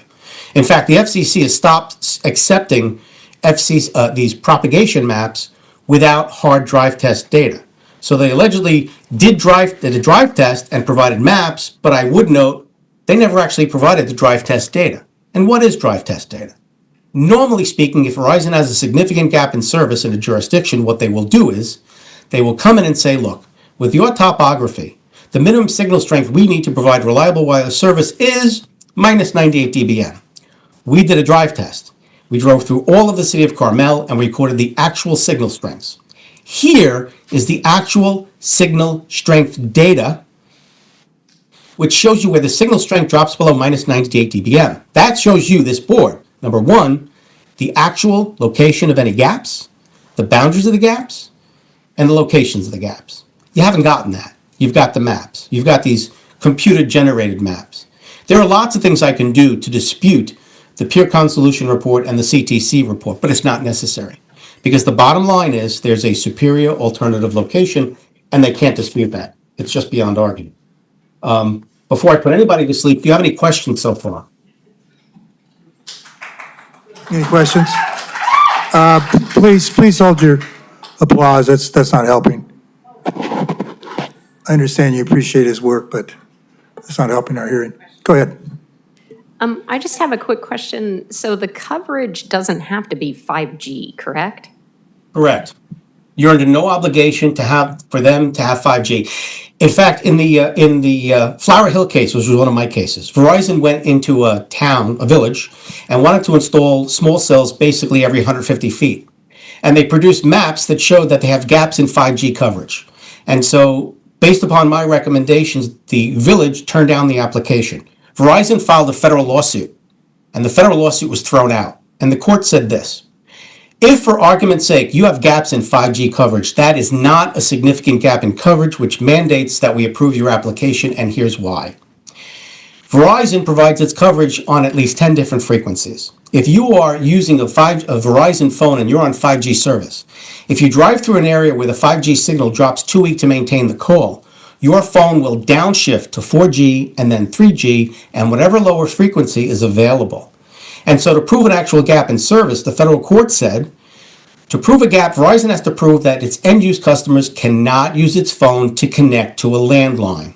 Simply showing that there's a gap in one band of your service doesn't prove that you have a significant gap in service. You don't get to say, we want to make sure we have coverage on every single band. It doesn't work that way. And you can look up the case. It's Extenet versus the Incorporated Village of Flower Hill, Eastern District of New York. I think it's a 2023 decision, if I'm not mistaken, June of 23. Any other questions? No other questions. Are you finished with your presentation? I would just add one thing. Again, I've been doing this for decades. I must state candidly, I've appeared before jurisdictions across the United States. I've represented jurisdictions across the United States, but I have to tell you something, and I'm saying this in all candidness. I would say that the city of Carmel-by-the-Sea is probably one of the most beautiful jurisdictions I've ever seen.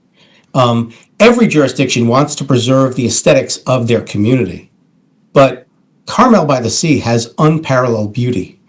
And so for you to protect the city and the residents and the communities, you have the right to do so. You have the right to turn this down because of aesthetics. This is going to be a 5-story tower with a big black box 11 feet off the ground, and it's going to tower above the neighborhood and be right next to the historic cone. But Carmel, well, I'll let AI tell this to you for me. I asked AI for Google, what is the principal characteristic of Carmel-by-the-Sea?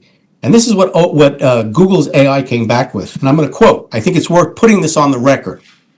Quote, the beauty of Carmel-by-the-Sea lies in its enchanting blend of fairy tale cottages, art galleries, and a stunning natural setting of white sand beaches, cypress trees, and dramatic ocean views, all enhanced by a charming walkable village atmosphere, breathtaking sunsets, making it a unique coastal gem. Its distinctive architecture, artistic spirit, and dog-friendly, relaxed vibe offers a picturesque escape from exploring hidden courtyards to strolling along an iconic beach. You have a character and a natural beauty that is unparalleled from my perspective. And I've been everywhere, except perhaps the Amalfi Coast in Italy. Protecting that aesthetic resource, you have a right to do so under your code. And denying this application based upon the constraints of the code, as you should, is what you should do. Because granting this application would not only violate the terms of your code, it would inflict upon the surrounding structures and the community the precise types of adverse impacts you wanted to prevent, which was the reason why you adopted the permit requirement in the first place. And the truth is, under the Telecommunications Act of 1996, you have the power to do so, if for no other reason, that there currently exists a superior, alternative, less intrusive location, and accordingly, it is impossible for the applicant to claim and prove that a denial of this facility would materially inhibit Verizon from competing in a fair and balanced legal and regulatory environment under the totality of the circumstances. So I thank you for affording me the time, and again, if anybody has any questions, I'm more than happy to answer them. Commissioner Ahlborn has a question for you, Mr. Campanelli. Mr. Campanelli, thank you.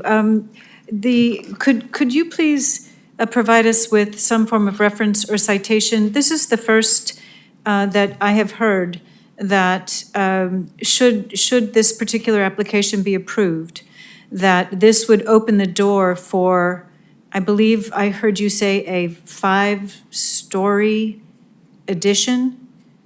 Okay, so the proposed facility they want to build, the finished height, as I understand it, is 49 feet 10 inches, which would be essentially 5 stories. However, it is a non-stealth facility.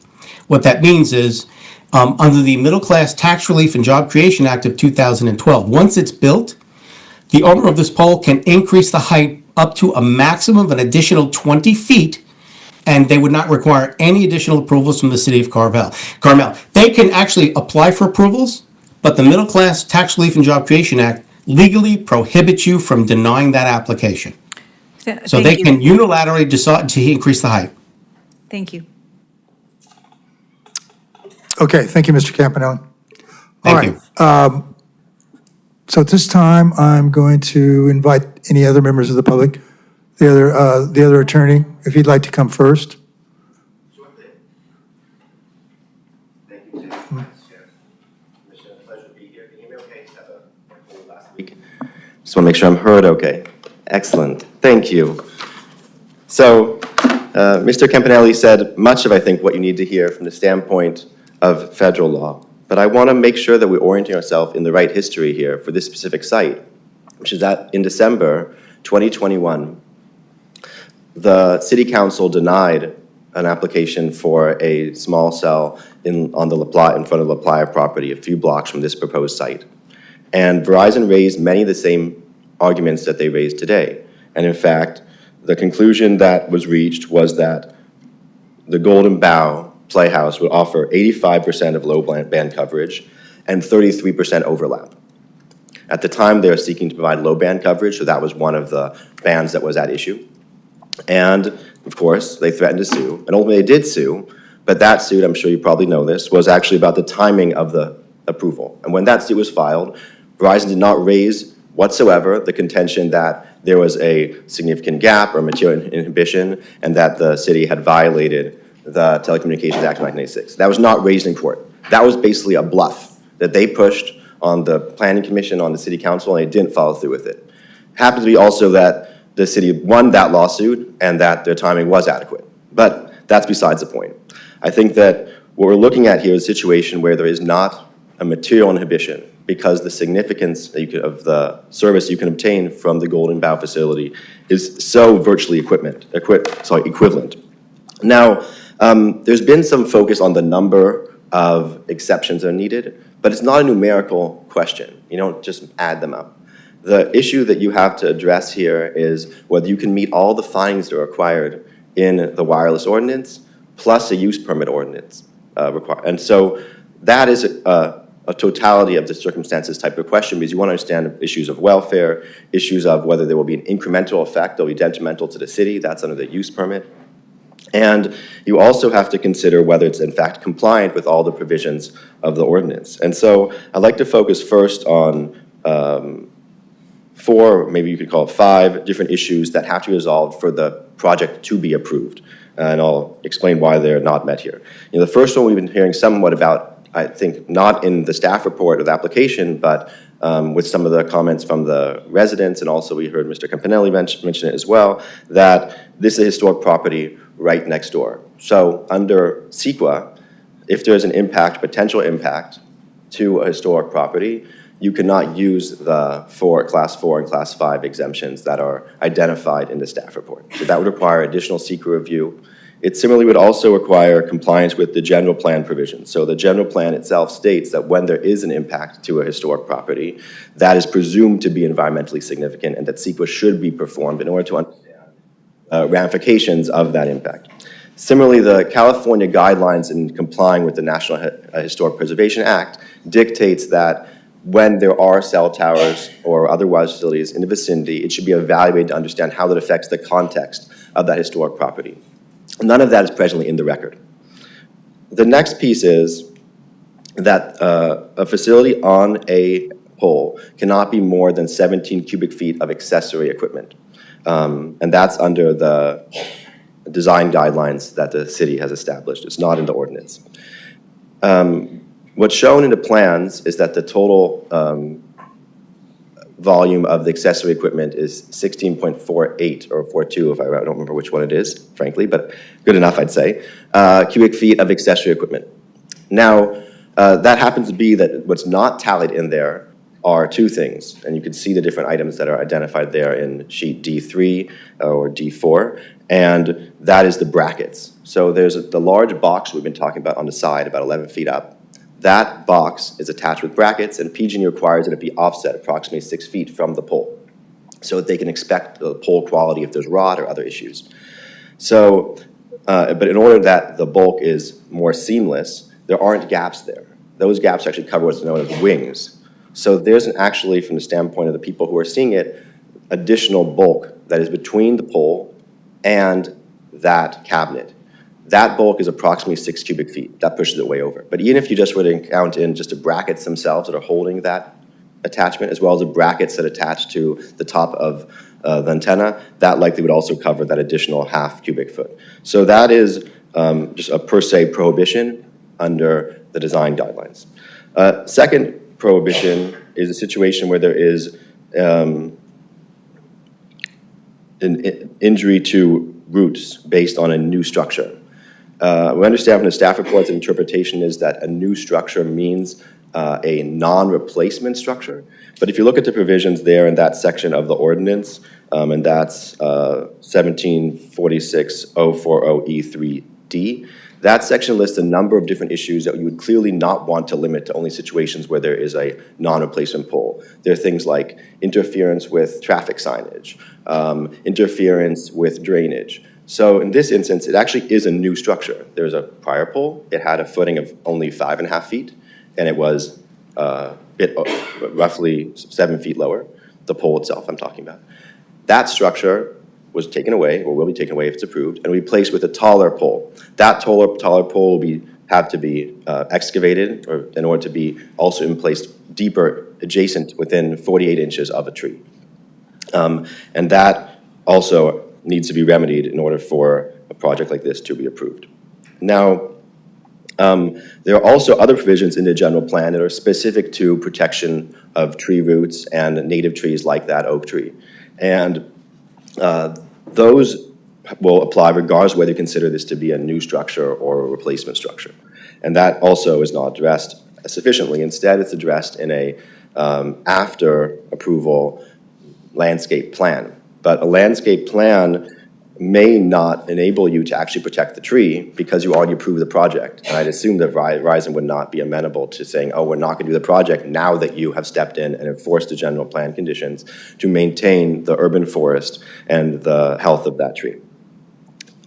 There also are other violations that have been discussed to some extent, and that's the question of the height of this facility. So there is a requirement under the ordinance that the wireless facility not exceed more than 10 feet compared to the pre-existing pole. The language there is comparing pole, as in the existing pole, to the wireless facility, not pole to pole. And that makes sense because what we're actually concerned about is how tall is this intrusion. And the reason why we're seeing this topping out at 49 feet 10 inches, it's not because of CPUC General Order 95. It's because the maximum height that Verizon can build and still use the provisions for a small cell is 50 feet. So you're not going to go over 50 feet in order to maintain that regulatory structure. But there are many instances. Several months ago, I was involved in a number of replacements for a contractor for Verizon in San Mateo where they placed them on poles. They did not replace the pole. They simply moved the wires to make the requisite amount of space. And if you were to look at GO 95, the separation distance are in Table 2, and this would be case 21. And in that situation, the total distance that's required for separation from, if you look at the individual changes from one pole to the next, is dramatically overstated. So for instance, there is a separation distance of 6 feet from the top of the canister for the accessory equipment and the communication lines, and that's stated on the plans as a GO 95 requirement. The actual separation distance under case 21 of table 2 is only 2 feet. There are a number of examples like that. From a standpoint of GO 95, ignoring whether the pole needs to be replaced because of any structural issues, but from the standpoint of the separation distances, this pole is roughly 7 feet taller than it needs to be. And so I think that is largely a propagation decision, meaning Verizon wants to have a higher facility, which is an understandable thing to do, but let's make sure that we're thinking about it in the right context. Now, the other issue we've heard is this question of what is stealth and what's not stealth. Stealth means, and this is in the code as well as basically mapping onto what the FCC regulations say, stealth is a situation where the facility does not appear to a normal person to be a wireless facility. It doesn't mean that the wireless equipment is hidden under a shroud. It means it does not appear to be a wireless facility. So if you have it in a steeple or a rooftop or anything else like that. But in this situation, it's obvious. It's plain to everybody that it's a wireless facility. It just happens to not have all the wires hanging out of it. And so once you have taken that step, once you've decided this is a site where the city says we are accepting of having a wireless facility there, you have ceded your authority to the federal government. You don't have, and the language of the statute is shall approve and shall not deny. That's 47 USC 1455 that was discussed by Mr. Campanelli as well. That's a language of the federal statute. And so you have basically kind of two options if you don't want a larger facility. You deny it or you make it stealth. It's impossible to make this facility stealth. And so you end up implicating a lot of other SEQA-related questions. For instance, you have to consider all the foreseeable and anticipatable actions from your specific action today or whenever you decide to make a determination on this facility. And given how much the apparent demand there is for 5G, it makes all the sense in the world that other applicants will show up and they'll say, we're just going to slap it on this and you can't stop us. Your zoning height restrictions don't apply. Your design criteria don't apply. Only engineering and safety standards apply. So if someone's unhappy with this, refrigerator box in front of a historic property right now, the allowance are for additional of up to 4 cabinets, ground-mounted cabinets, not just mounted on the pole, but ground-mounted cabinets, if that's needed for the type of facility that's being installed. There's no volume cap for the size of these antennas.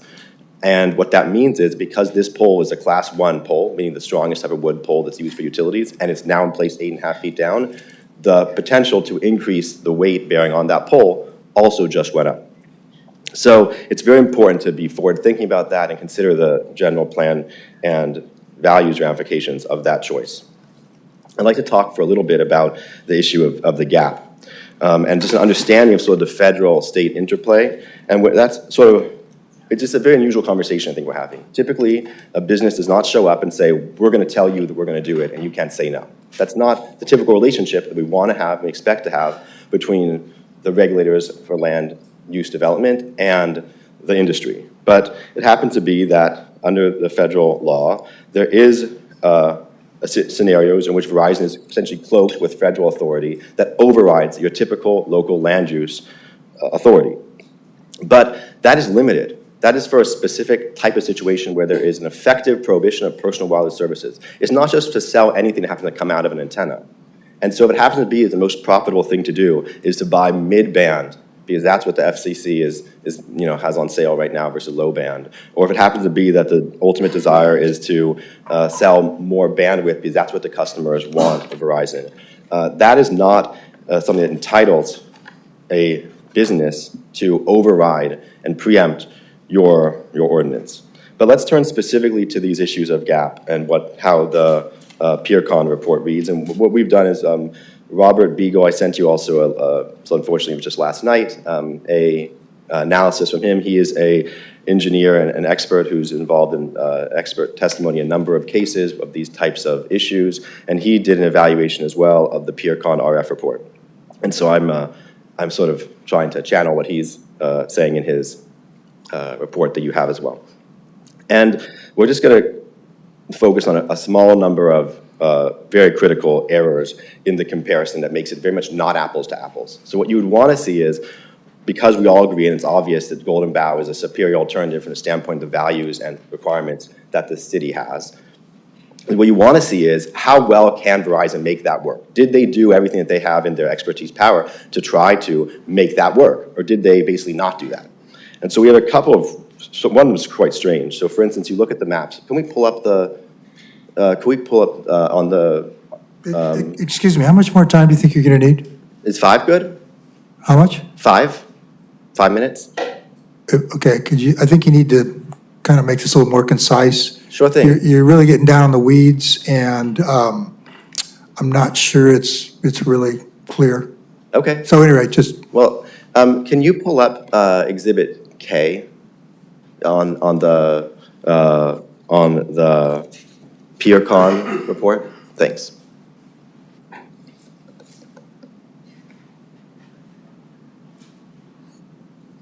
So what I'm going to show you here is that the modeled height that's described is 20 feet for the Golden Bough. Let's just get all the way down there. Thank you. One more. G. Great.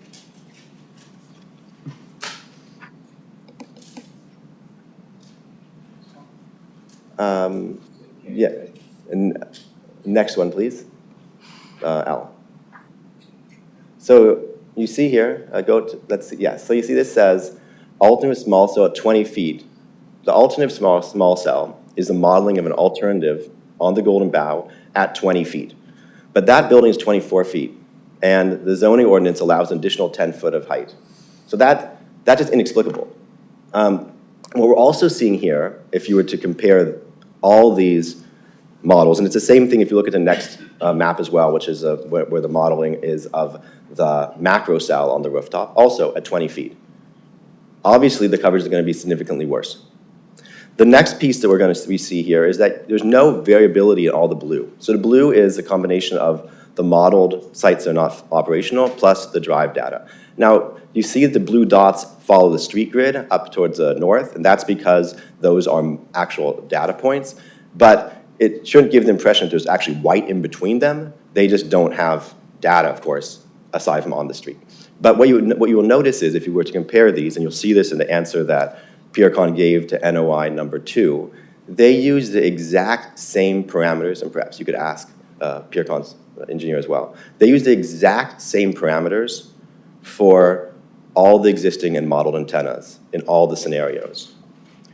But we also heard from Mr. Ahlborn that this is a network and a patchwork designed to work together. But from everything I can see and from what our experts telling us and what this map is telling you is that there is no adjustment in the existing facilities and the proposed facilities in order to steer those bands so that there is the best coverage interplaying and optimized with what you could get at Golden Bough. So what should be happening is that wherever the Golden Bough is not focused, those other antennas should be refocused in that direction. And if there are issues of overlap, that too should be minimized. But that is not happening. And so that makes the outcome and the results you're seeing incredibly unreliable. The other thing that we're seeing is, and this is reported in the PeerCon report, is that the proposed site is reaching 63% of the target area versus 56% for the Golden Bough site, meaning that even their proposed site is not covering most of their alleged gap, meaning that they're going to need a second facility anyway at some point or some other solution for much of that gap. And I'll perhaps just pick one more critical point, which is that so you see how on the top of this table it says here this is a 21 megahertz midband. So all these facilities, the proposed facility and alternative facility, is intended to operate with 2 midband frequencies, a 1900 megahertz and a 2100 megahertz. But we don't see any modeling of how the 1900 megahertz option would compare. And in 2023, an example exactly like this, where AT&T had modeled just one of their types of gap and not another, that case against West Covina was thrown out in favor of the city. Because the question is, functionally, operationally, how well can the users do what they want to do with the phone? How well can they make phone calls? And it's not predicated on 2100 megahertz. It's predicated on all the different bands that are available. including what Verizon is reporting to the FCC in their certified reports that happen to show that there's 4G LTE everywhere, and those are certified under penalty of perjury to the FCC. So, of course, I can go on because it's a very detailed application, and I think there are a lot of issues with it, but let's just stop here, because I understand you have all the authority you need. Frankly, and I agree with Mr. Campana, this is not a complicated case. This is a case where there is a desired site and the model is essentially built around it, ignoring what the actual situation is. There's even an admission that the only difference is 10 to 11%, 6 to 11%, and the only thing that they are entitled to do is substantially cover a significant gap. I mean, what is substantial if not that? The Ninth Circuit is explicit that whenever if an applicant says that they don't get everything that they want, or that would be unideal, that they can't force the city to allow it. That's exactly what this is. 90%, 80, whatever, 6%, that is exactly what not ideal is, but essentially would be functional. So I appreciate your time. I'd be happy to answer any questions. And I very much appreciate all your questions and all your involvement in trying to understand and take the right action for this application. Any questions for the speaker? Thank you.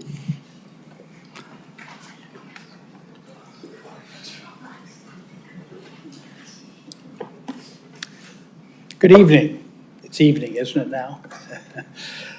My name is Ned Speaker, and I own the subject home on Carmelo. I purchased that home in 2002, so been there quite some time. When I purchased the home, it had significant deferred maintenance. I came to the city, and the first thing the city asked me to do was to hire and pay for an historian. I did that, and in 2005, the house was declared historic, and I supported all that effort. But let me tell you a little story. Little did I know that that historian would become my partner in development. I had a lot of windows in the house. Those windows had rotted, and I had to replace them. In replacing them, I was going to order windows and have them replaced, but the historian had other ideas. I couldn't buy an off-the-shelf window. I had to buy a window that had a half-inch mullion. The only way you can get a half-inch mullion is to have it custom made. So I had it all made. So it was an expensive proposition redoing the house. Now, the proposed tower would be located approximately 20 feet from my living room window. The box, as you know, would also be attached right to that pole.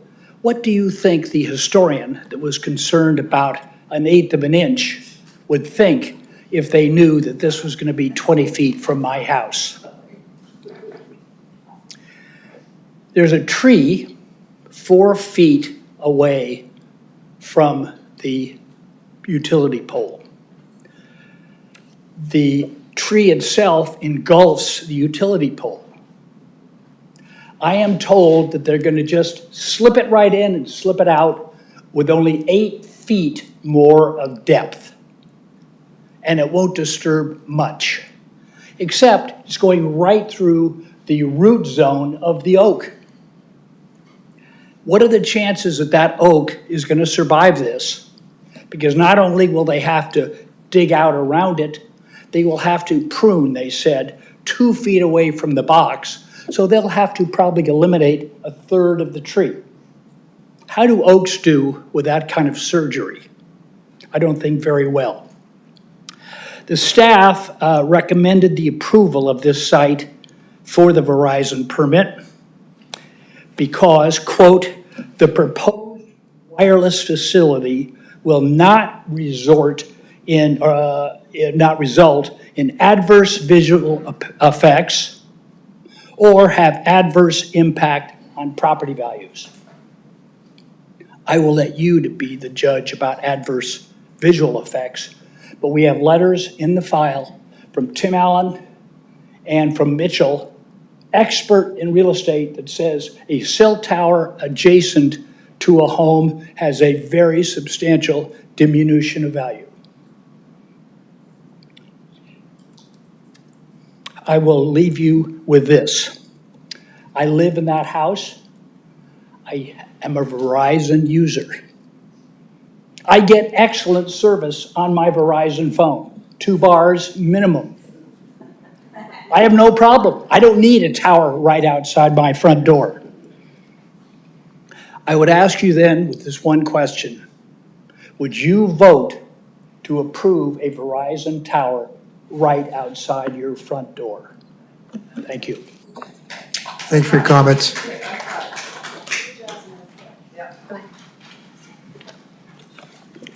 Good evening.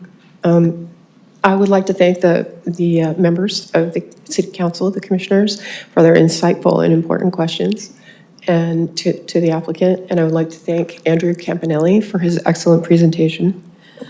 My name is Jeannie Ferrara. I am a realtor with Coldwell Banker. And the National Association of Realtors has done research showing that property values can decrease up to 20%. If there is a cell tower nearby. And a cell tower is a mandatory disclosure on every home sale in California.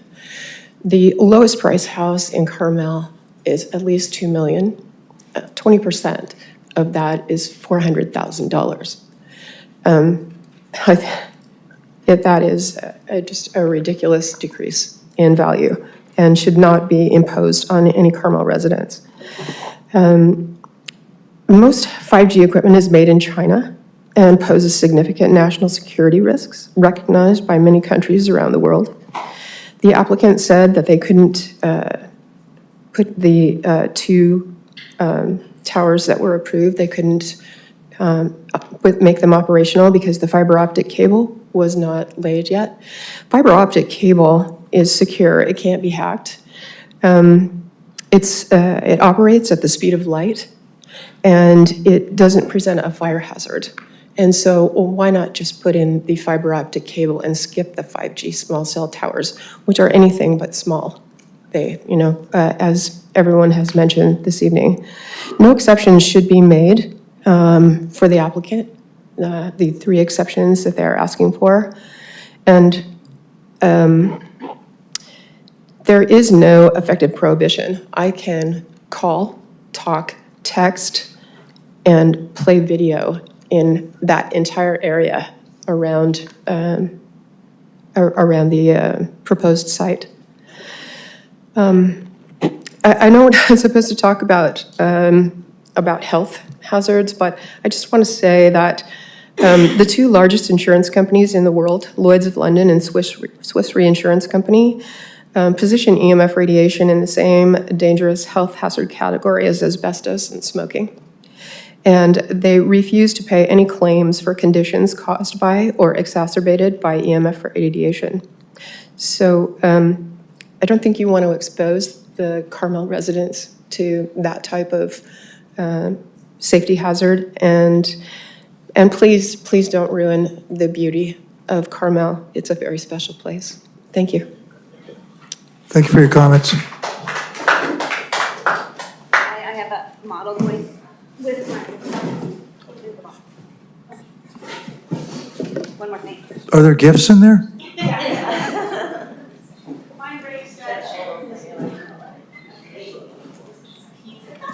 No. Okay. All right.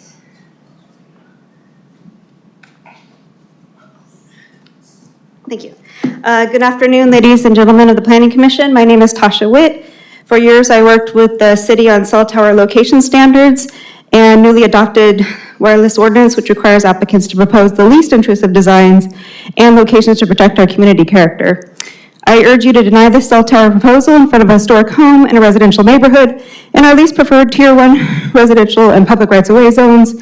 Approving this sensitive location sets a dangerous precedent that threatens protections across Carmel. Consider the visual impact demonstrated by this mock-up of the equipment cabinet shroud measuring 1 foot 10 inches wide, 2 feet 1 inches deep, and 6 feet tall to be mounted on a pole between 11 to 17 feet high, with a volume of 22.93 cubic feet, perhaps subtracting a 4-inch deep bracket for this model. But a rough estimate of the mass, and clearly above the 6 cubic feet stealth design preferred for pole-mounted structures per code. Are alarmingly positioned just 15 to 20 feet from Ned Speaker's living space, violating 5-foot centerline window setbacks and compromising his view. Placing it in front of Stonewall Cottage, a historic 1932 home, destroys the aesthetic integrity of our neighborhood. This incongruent mass adds visual clutter and negatively impacts both private and public views. The overall height of the massive 49-foot, 10-inch cell tower negatively impacts views from residents on Upper Camino Real and exceeds height limits for the residential and public rights-of-way zones as not to be over 10 feet over an existing pole in the vicinity. The massive height violates public rights-of-way safety code concerning fall zones and the safety code not to be on the drop line of a tree. The 8-foot, 8-inch underground trench required to support the massive replacement pole and structure is also non-compliant as to not affect tree root structures.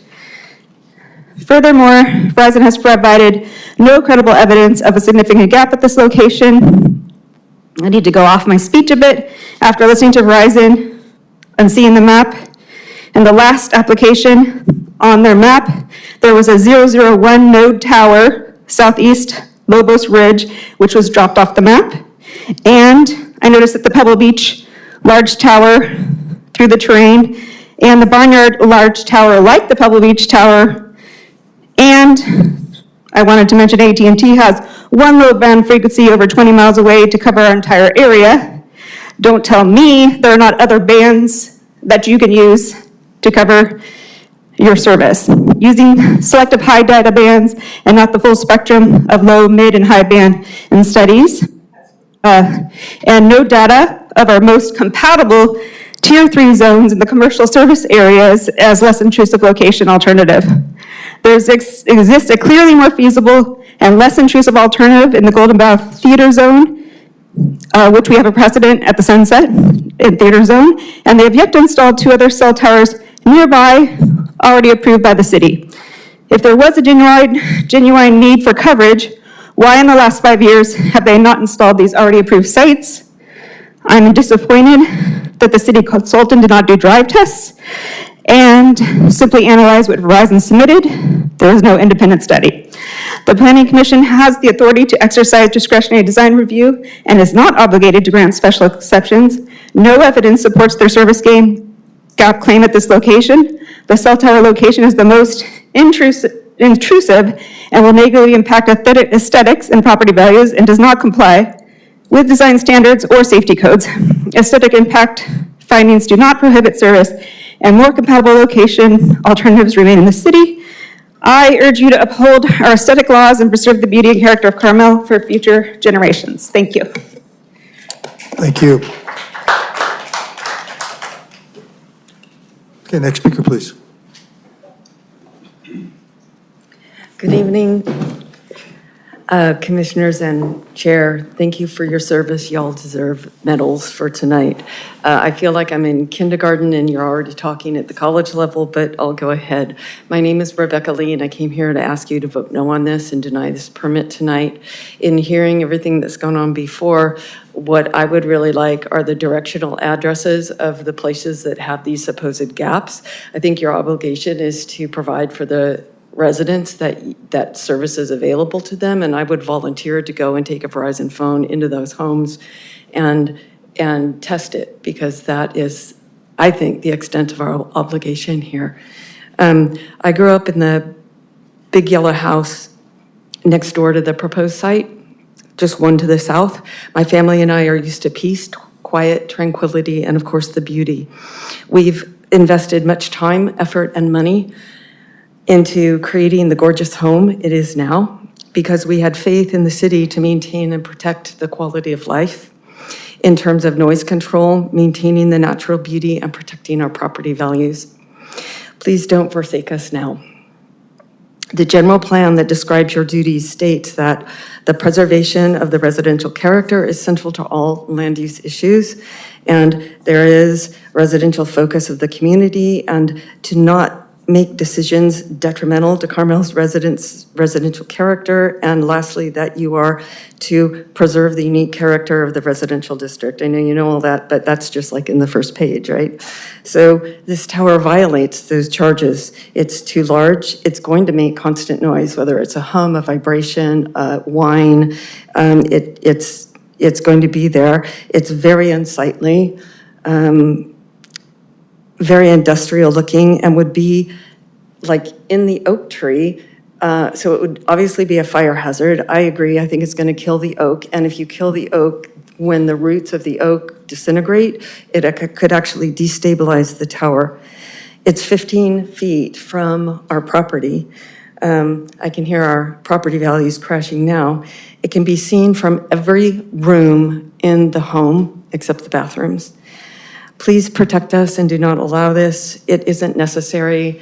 I have testimonials of people who use the phone in our house and had perfect coverage. I even lassoed a tourist and brought them in the house.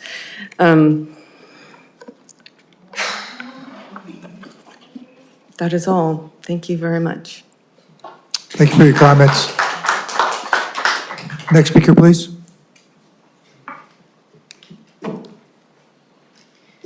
My name is David Nassau. I live at 4 Southeast, which is the address of the facility.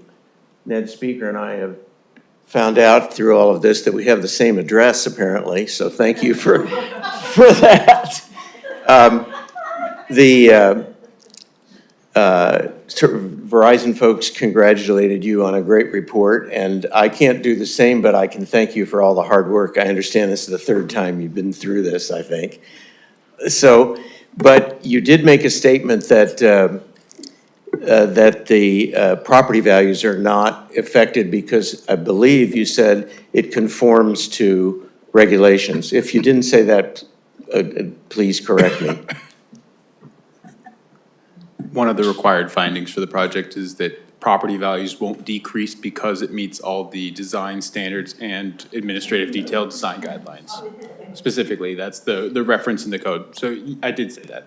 Okay, so we've submitted research both nationally and locally to the contrary, and I just want to make sure that what we submitted is entered in the record.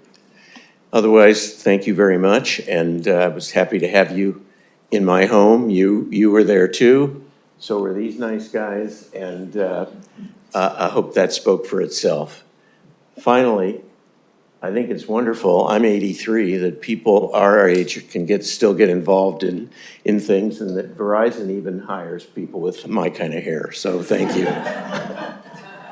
Thank you for your comments. Next speaker, please.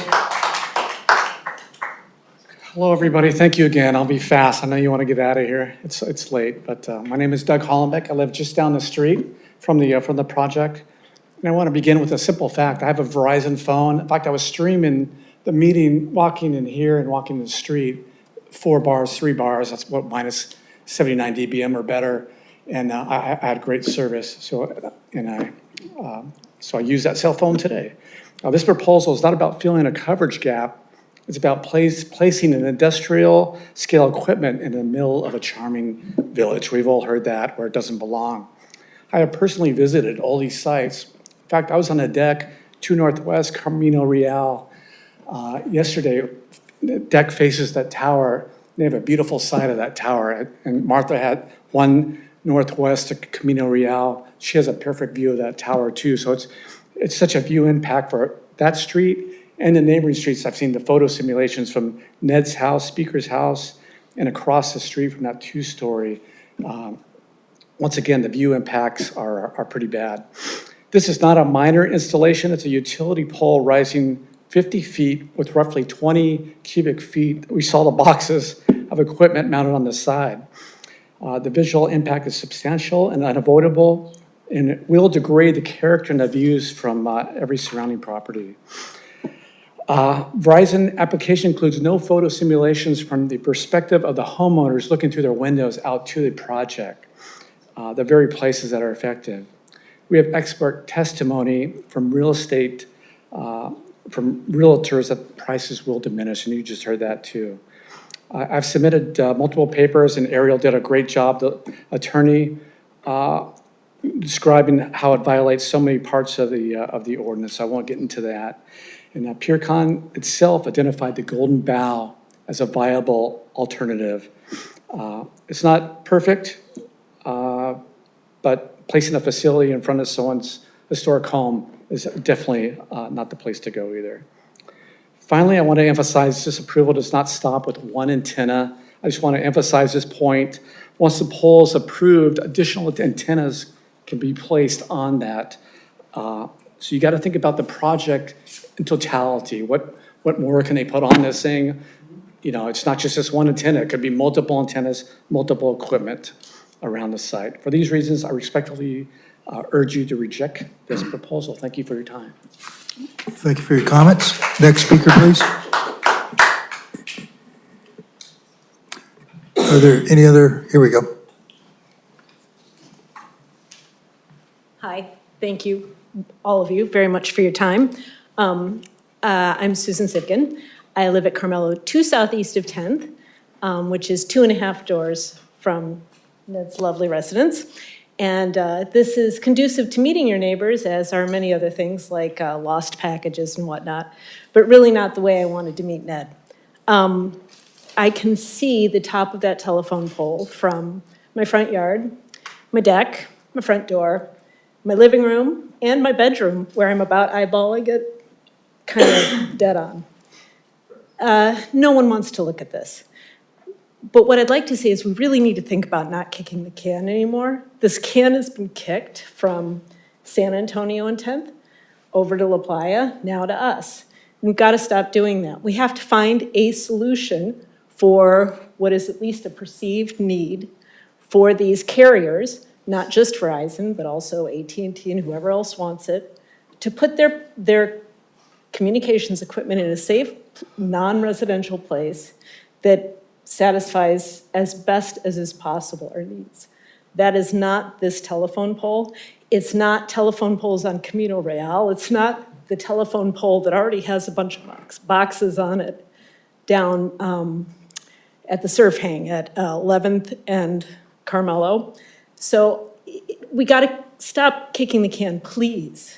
Like, let's find a solution for this and make it better for the let's at least allow the rest of us residents to stop worrying about it. That's what I would implore, is that I don't have to read about it in the paper anymore. I don't have to worry about my poll or my neighbor's poll, or hopefully make it go away. We should find a better solution. So thank you for your time. Thank you for your comments. Next speaker, please. Hi, I'm Bob Kavner, and I was involved in the last cell tower issue. I just want to illuminate one thing that I see going on tonight. The residents hired attorneys, we hired consultants, all with healthy skepticism. We looked at the application and we asked tough questions and we tested it. I would encourage the Planning Commission, this city, to have a staff capability, and it may be a funding issue, and I think we could solve a funding issue, to have healthy skepticism when applications like this come in. Right now, what you have from the staff, from your telecommunications attorney, from the engineer that the telecommunications attorney hired, they read the report submitted by Verizon and its consultants, and they said, oh, what they say makes sense, it conforms, and we're going to recommend it. We, on the other hand, said, no, we're going to first principle. We're going to look at every one of these suggested facts and find out if they're true or not. And I think what you heard tonight is that there are a lot of things that are in this application that deserve to be turned down. I do think we need to stop this process where the citizens go hire their own attorneys and do their own staff work, and you land up having two staffs, the citizen staff and your own staff. Somehow we got to bring this together. Well, if this gets turned down, which I expect it's going to get turned down, we need to have a much better cohesive process to evaluate these things. It's very, very different than someone's roof or someone's square footage or the other normal things you deal with. This is very technical and it's very complicated and it gets muddied because of the way they present it. And it needs to be dissected. And I encourage you to think about how you have your support staff give you original information and not just what they read in the report from Verizon. Thank you. Thank you for your comments. Okay, next speaker, please.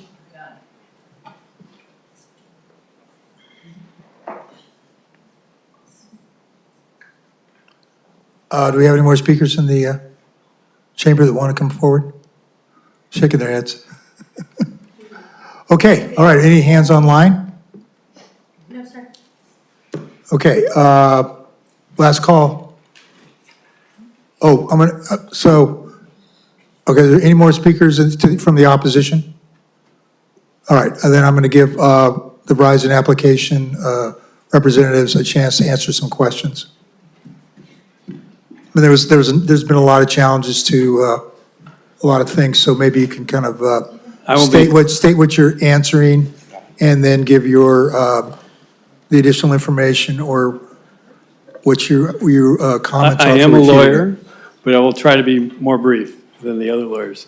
And I appreciate it. I think, can we get our slide up? We actually anticipated the issues that came up. We have a slide that reviews each of the issues, I think, fairly succinctly. You know, it's interesting to hear, I've been a planning commissioner, I've been a mayor, all those things. The last commenter, who was a former planning commissioner, about this process, it is very interesting. But what you have is, you have Verizon complying with your ordinance and providing every piece of information that was required under your ordinance, which was very detailed, more detailed than any community that I've ever had to deal with.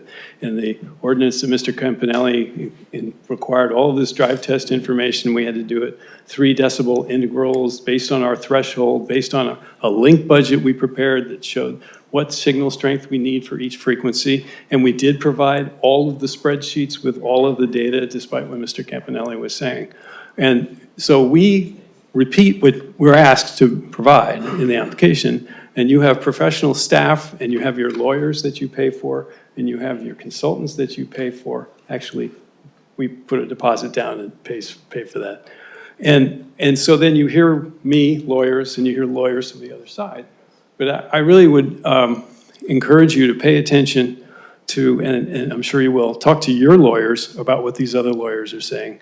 Talk to your consultants about, because you're paying for their expertise, and they're not our staff, they're your staff.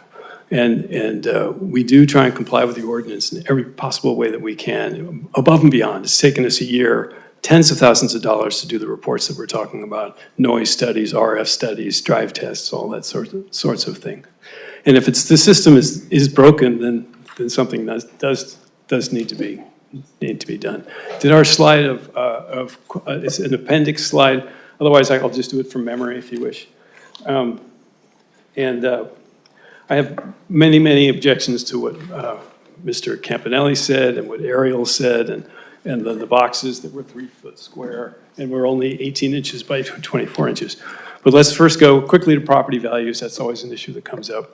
That has been litigated 2003 in California. Any claim that the decline of property values is due to our health concerns or fear of health concerns is preempted by federal law, which leaves you strictly with aesthetics and the impact of any kind of aesthetics on property values. In this case, as you know, you've got an existing telephone pole increasing by 10 feet in height with a 6-foot box that's 18 inches by 24 inches. And if you think that aesthetic impact is going to have this terrible impact on the real estate value, then you need to look at the 6 sites that we built in the northern part of town.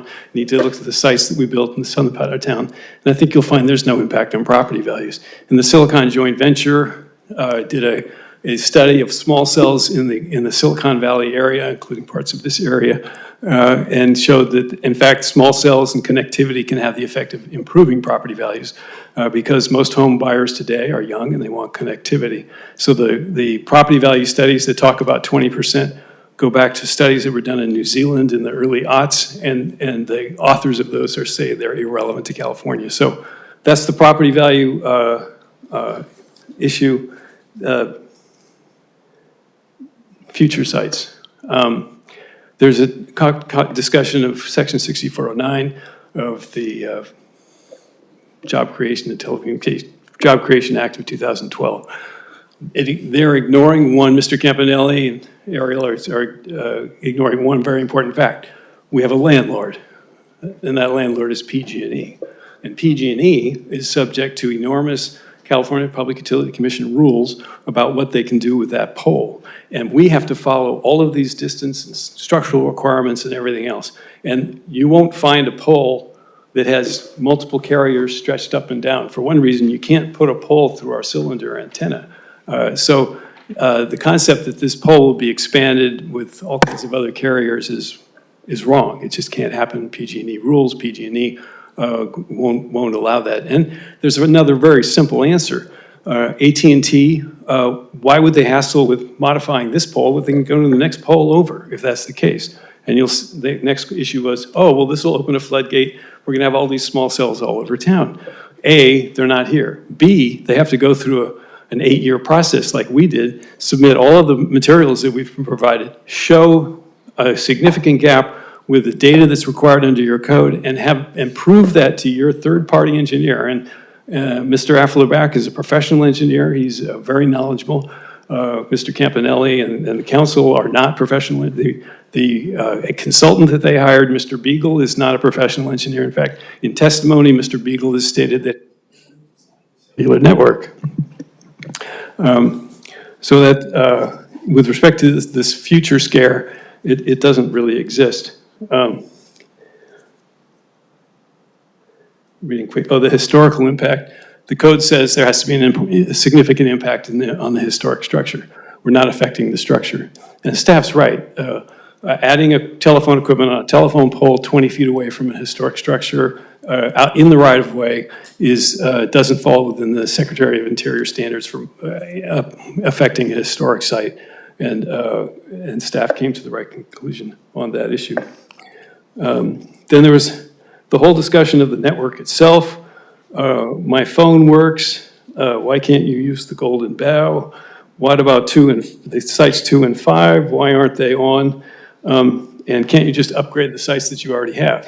The frequencies that we have limitations, and those limitations don't allow us to just crank up one of our other towers and provide service.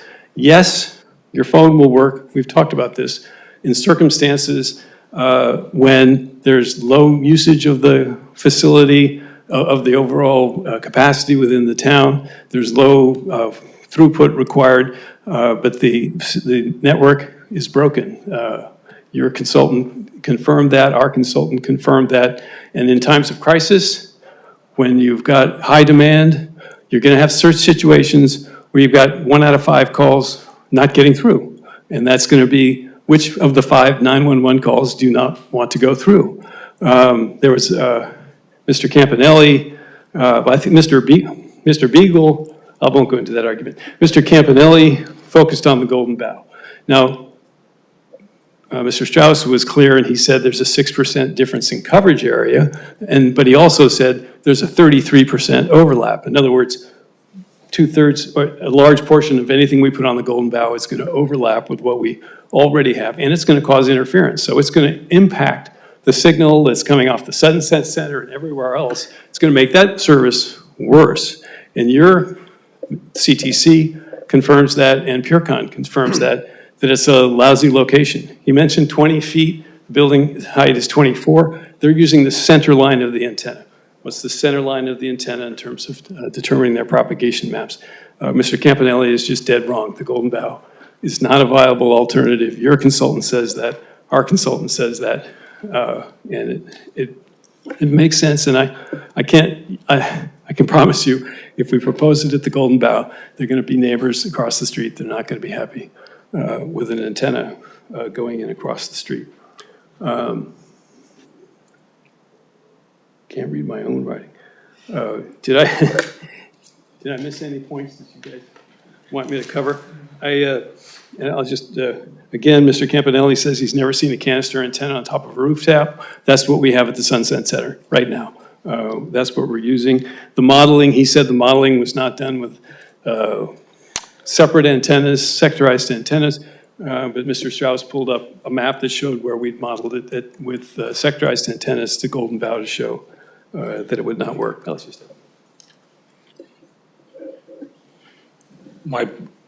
Excuse me, Pete Shubin, Sequoia Deployment Services. There was a comment made with regard to GO95 and attachment points on the pole.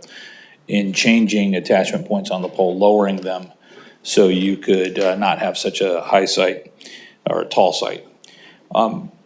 Many things come into play. GO95, but also PG&E as the pole owner. PG&E has what's called the Green Book, which is just shorthand for their rule book, their interpretation and practical application of GO95.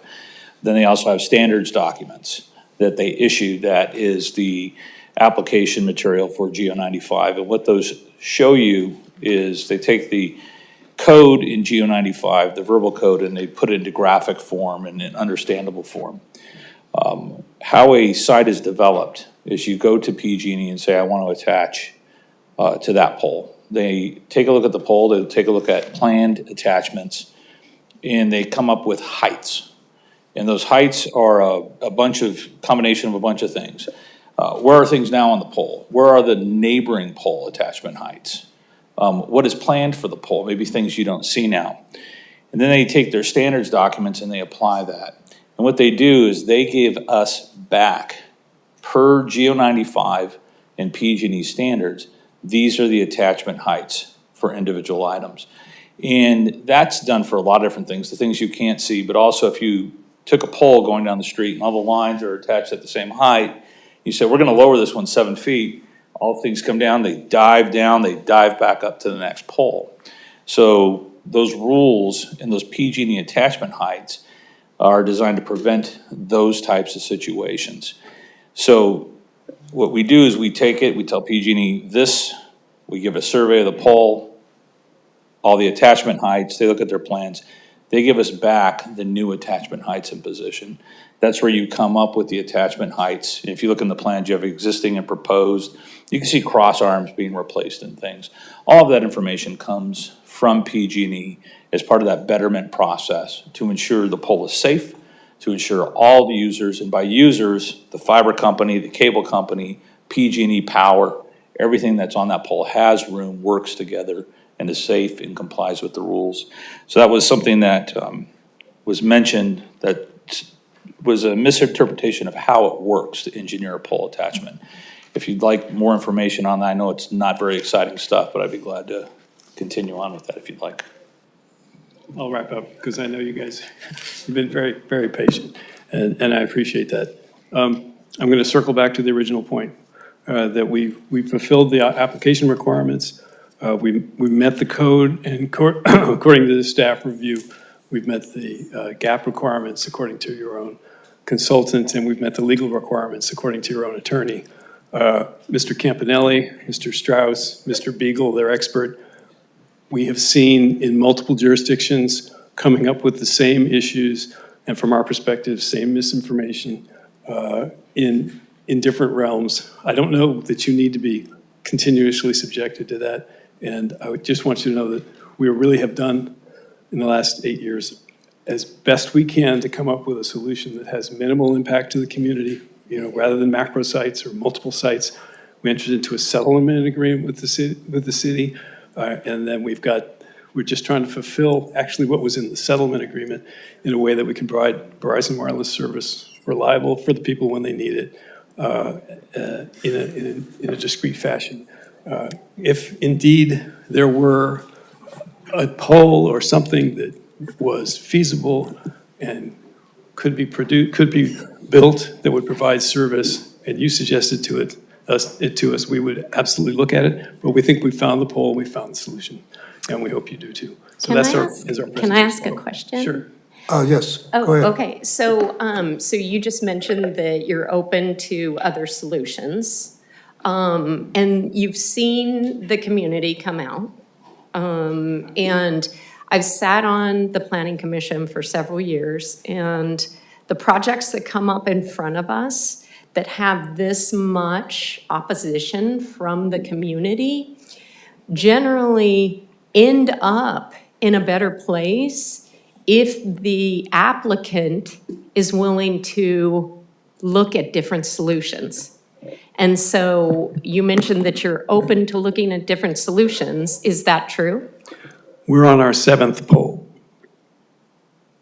Does that answer your question?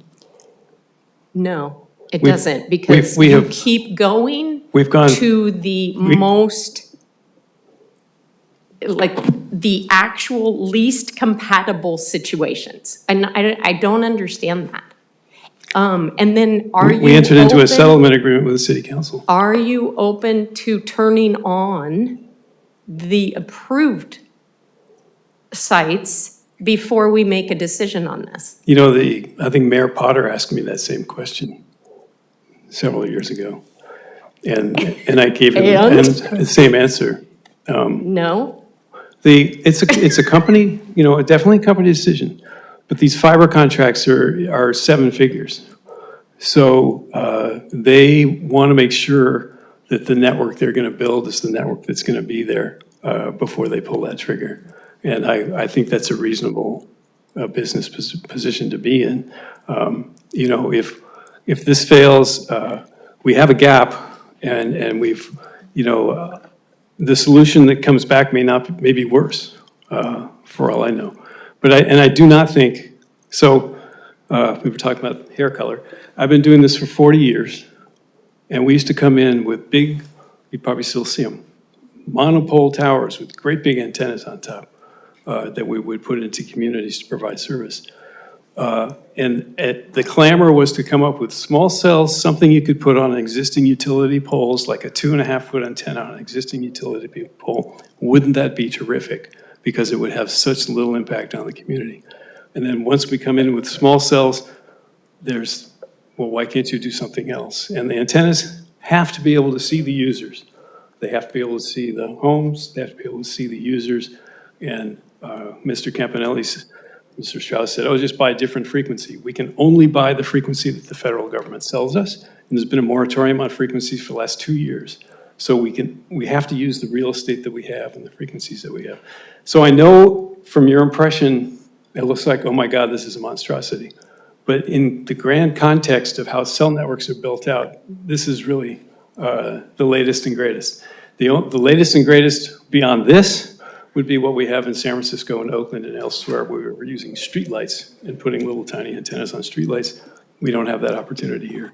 So we're using existing infrastructure, existing towers, which means we have minimal aesthetic and environmental impact because the pole is already there. It's creating an aesthetic impact, and we are merely expanding it. So the answer to my question is no. No, the law is that if we come up with a solution and you are able to come up with a feasible, less intrusive alternative that provides the coverage that we need, that we have to look at that because that would blow our federal lawsuit. And by the way, we're not putting that information together for a lawsuit. We're putting that information in because it's required by your ordinance that we show that it would be a federal violation in order to get those exceptions. So the answer is yes. If you had a solution that was feasible and that provided the service that we wanted, it has to be feasible, includes economics as well. There's lots of case law on this. Then we would absolutely look at that solution. But it can't be a made-up solution like the Golden Bough or putting, if we can't go in the residential right-of-way, that we're going to put a tower on somebody's house. It has to be shown by you to be feasible, provide the service that we need, and then we absolutely would. But as you can tell, it takes years and years to get to where we are today. And most jurisdictions just obviously don't have the resources to do all that. So I know it's, I don't mean to, I'm not disrespectful at all. I'm very sincere in saying our objective is to provide service with the least impact to the community. There's always going to be objections. I've been doing this for 40 years. There's always going to be objections to wireless facilities. There's a fear of radiation that can't really be explained. And nobody wants anything in there next to them. Whether it's an address, it's a red curb, it's a stop sign, you must know that people will always object to change that's right in their backyard. So, I'm sorry I went on. I have a question too. Yes. Just a sec. You just mentioned that in San Francisco, they put tiny antennas on streetlights. Yes, 600 of them. So what's the gap between the tiny antennas and where is the equipment that you have in the 6-foot box? Sure. So in San Francisco, we're using the 5G that some people are concerned about. It's called ultra-wideband 5G. And it is very high speed, can get up. I've actually gotten 2 gigabit downloads from my Verizon phone. Yeah. The antennas on the block around my office, there are 3 on one block. They're relatively close together. We've mounted them 5 feet out of people's windows. And they're low wattage. And there we're using existing infrastructure. Rarely we can put a standalone pole. That's allowed under your code to put our own standalone pole up, but that's disfavored under your code. That's certainly something we could do. Put up a standalone pole with an antenna on it. But that's how that network works. There's also approximately 50 macro towers in San Francisco, about 600 small cells, and we're putting in small cells. And there's small cells in Oakland and San Jose and in the East Bay. Throughout the East Bay, you've got these telephone pole installations. We worked with the board of supervisors over there for those to be approved, John Joya and others. And that's the majority of how the small cell networks work. We're working with similar in Berkeley and elsewhere. A lot of jurisdictions have actually adopted ordinances that allow for the small cells with simply an encroachment permit. Or in San Francisco, on those light standards, no permit is required at all because it's not a licensed pole from the city. Would it be possible to do such an installation to address the gap in Carmel? If you wanted a standalone pole, we could certainly do it. Okay, but how about using these types of the tiny antennas?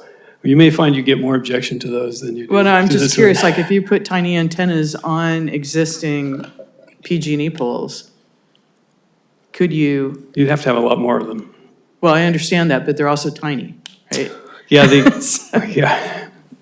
Well, they're 2 feet. Right. They're like tubes, and then they've got little pole-mounted radios that are about, you guys can help me out. They're about 7 by 13 inches by 7 inches, and they stick on the pole. How big is the supportive equipment for something like that?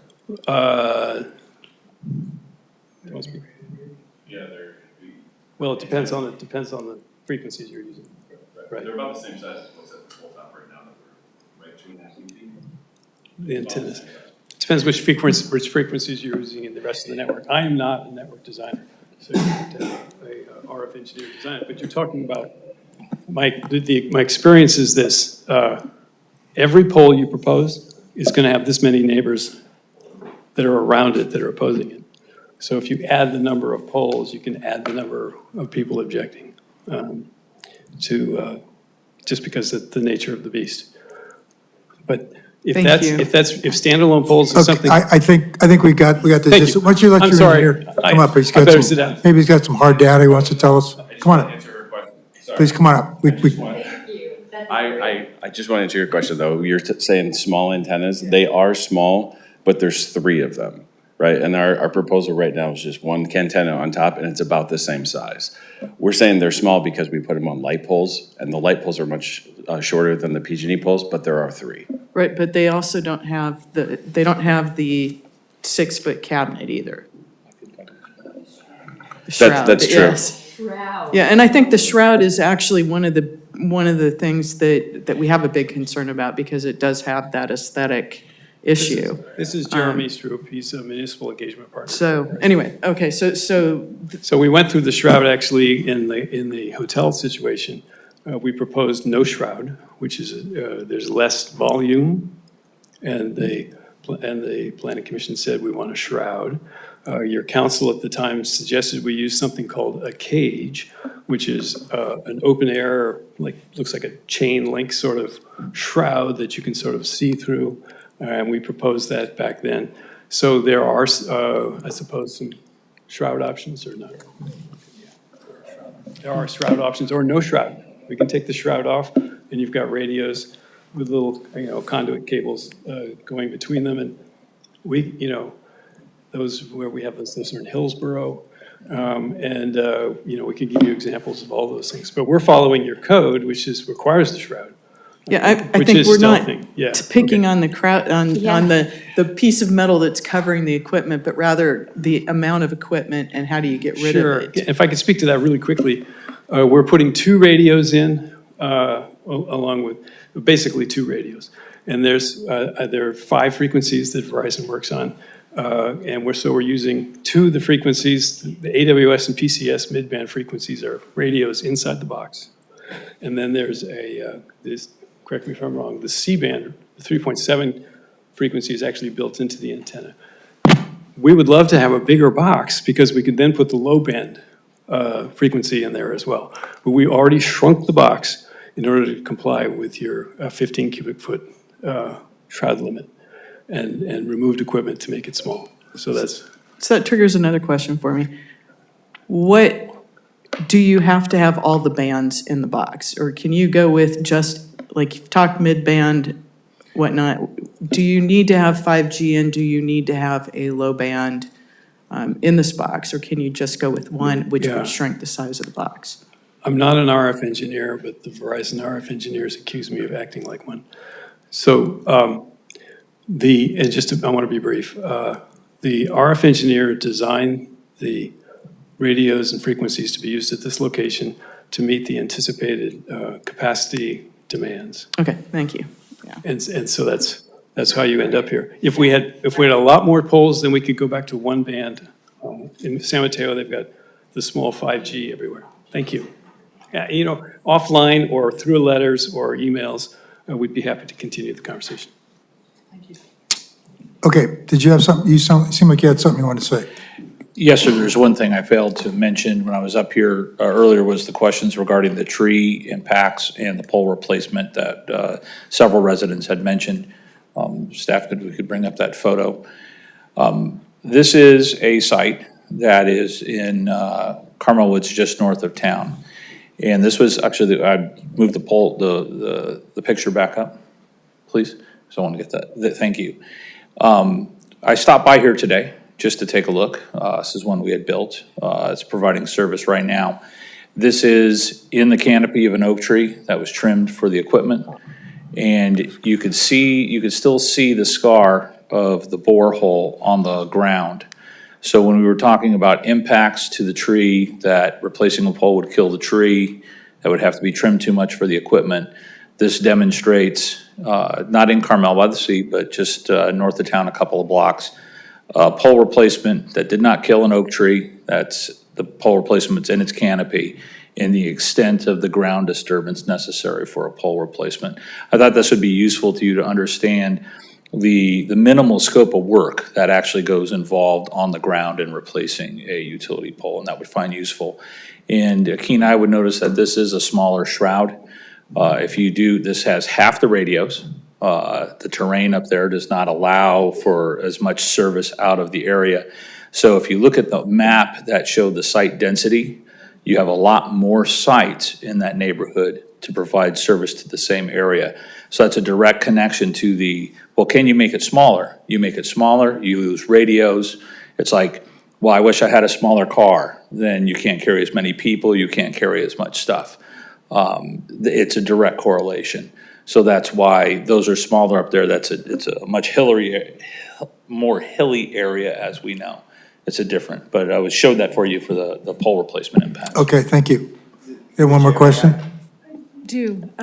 Just following on what both Commissioner Allen and Commissioner Locke said, you've demonstrated to us that there are ways to make the footprint of this equipment smaller, yet there are consequences. We need more, for instance. More sites in the immediate surrounding neighborhood, yes. And you've also spoken to your reasons that the Golden Bough, for instance, may not be an ideal location for you, and yet, you know, we've also heard tonight there's an opinion that that would be a good location.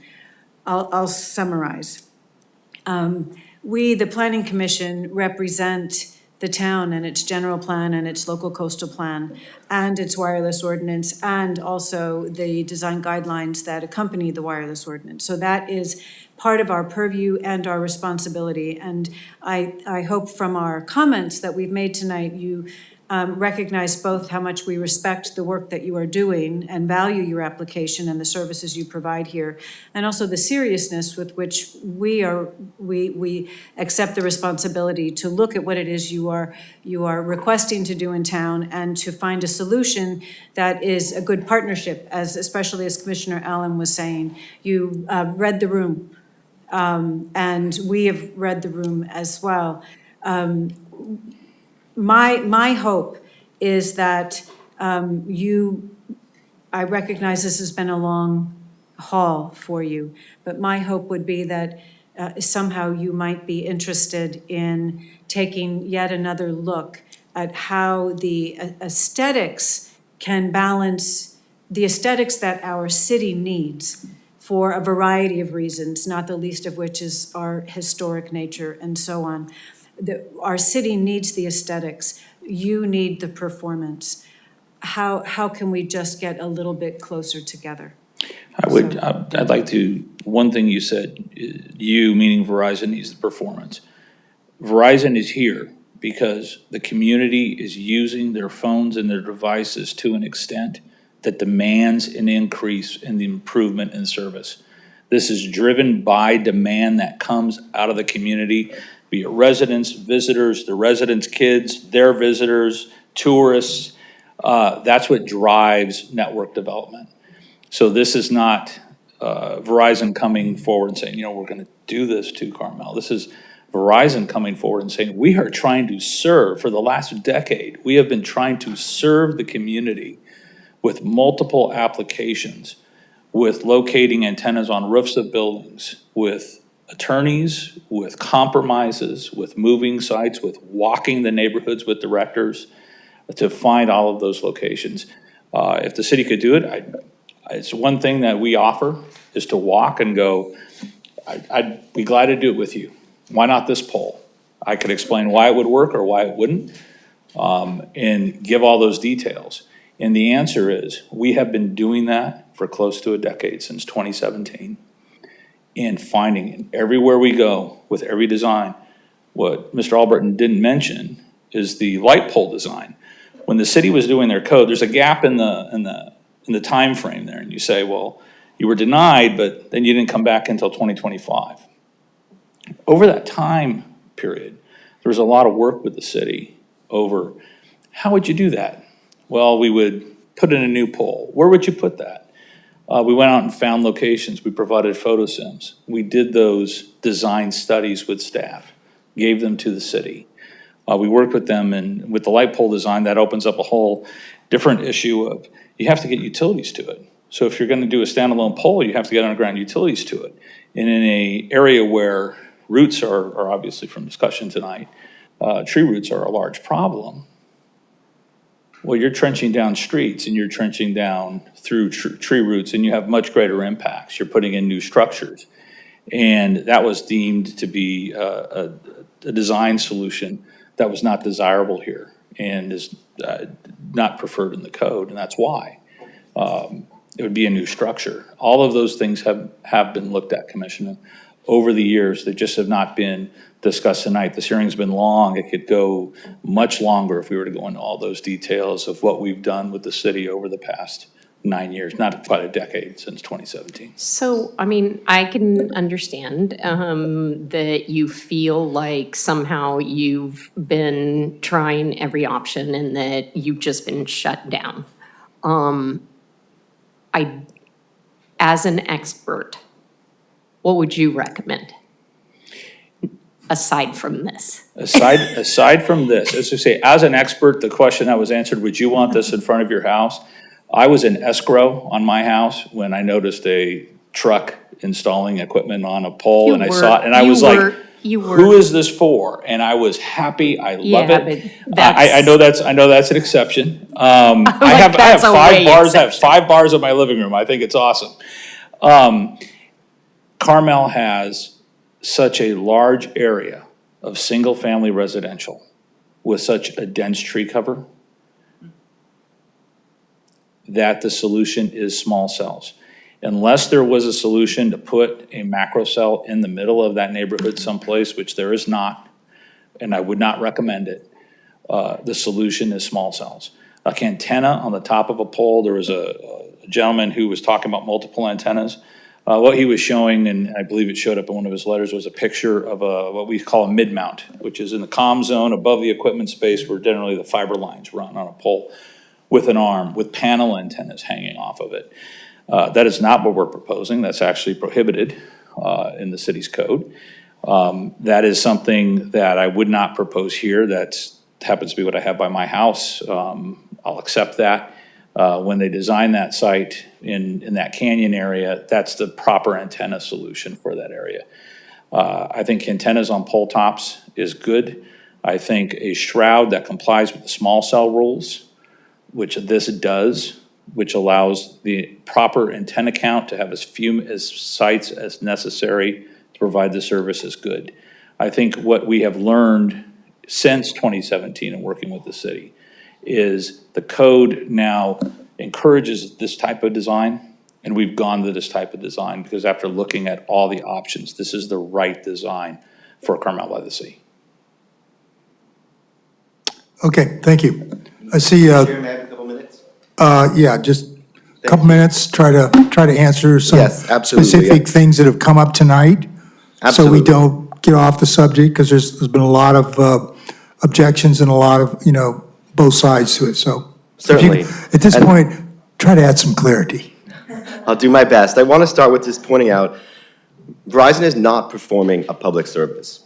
Verizon is here because their shareholders dictate what they do, because they have lobbyists that enable them to override the code. The people in this room are not NIMBY people who are preventing Verizon from doing something they're entitled to do. The code has standards. The code says, we don't want them here. This is a terrible place for it. Once we put them here, we're going to have more from other carriers. They're going to put the mid-mount options, which is an option you can add to a pole like this. PG&E would allow that type of thing if there's a right rearrangement. And I sent you pictures of it, and I can show you more of them. Verizon is not your constituency. Obviously, our obligation is to process their application correctly, properly, and according to the code. However, the code says that this is the least preferred location, whether it's smaller, whether it is 2 antennas versus 1.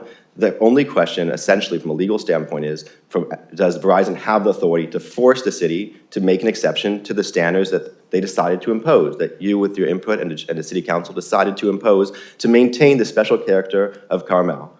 And whether that other site that has been identified actually substantially fills the gap, whether it does that or not. And if Verizon says, we don't want to do that, and in fact, that's what they're telling you, we have a specific network design, we're not putting in a fiber until we get exactly the network arrangement architecture we want, then you're going to get maps like what you're seeing now, which is essentially something like 30% overlap, because they didn't model reorienting the rest of their facilities to accommodate and optimize for something like Golden Bough, they don't want it.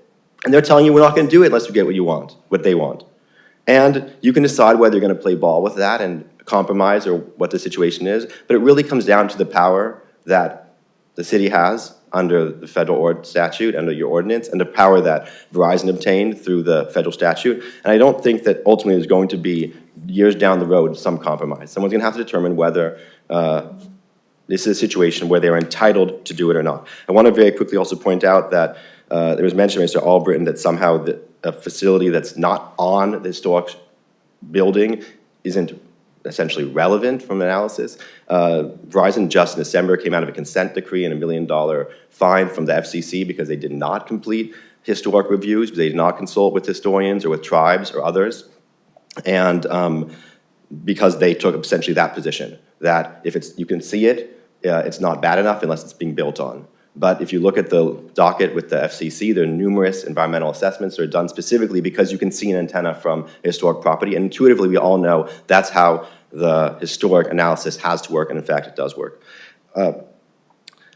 I'd say with respect to the studies about property value impacts, I don't think there's a question that this is an actual aesthetic imposition that is massive. This is not your typical facility. Your typical facility has a much smaller attachment on the side of the pole. It's not usually 6 feet across, it's not usually this deep, and it's not usually of a historic property. This is not typical.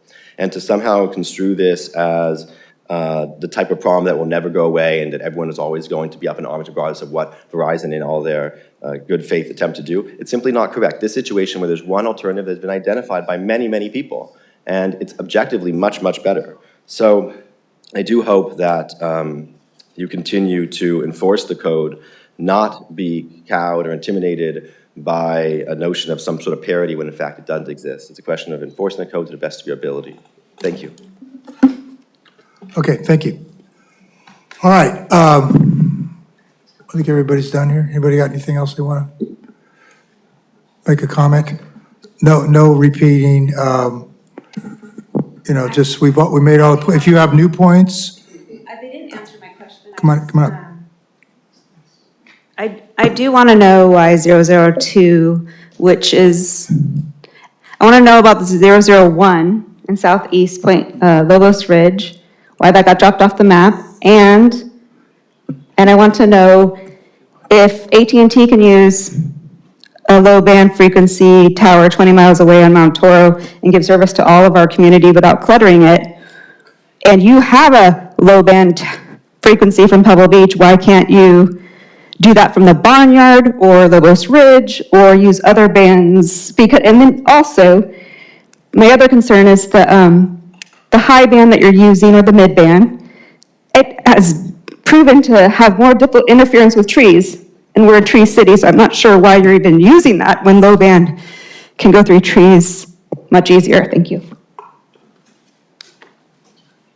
I do promise I'll be brief.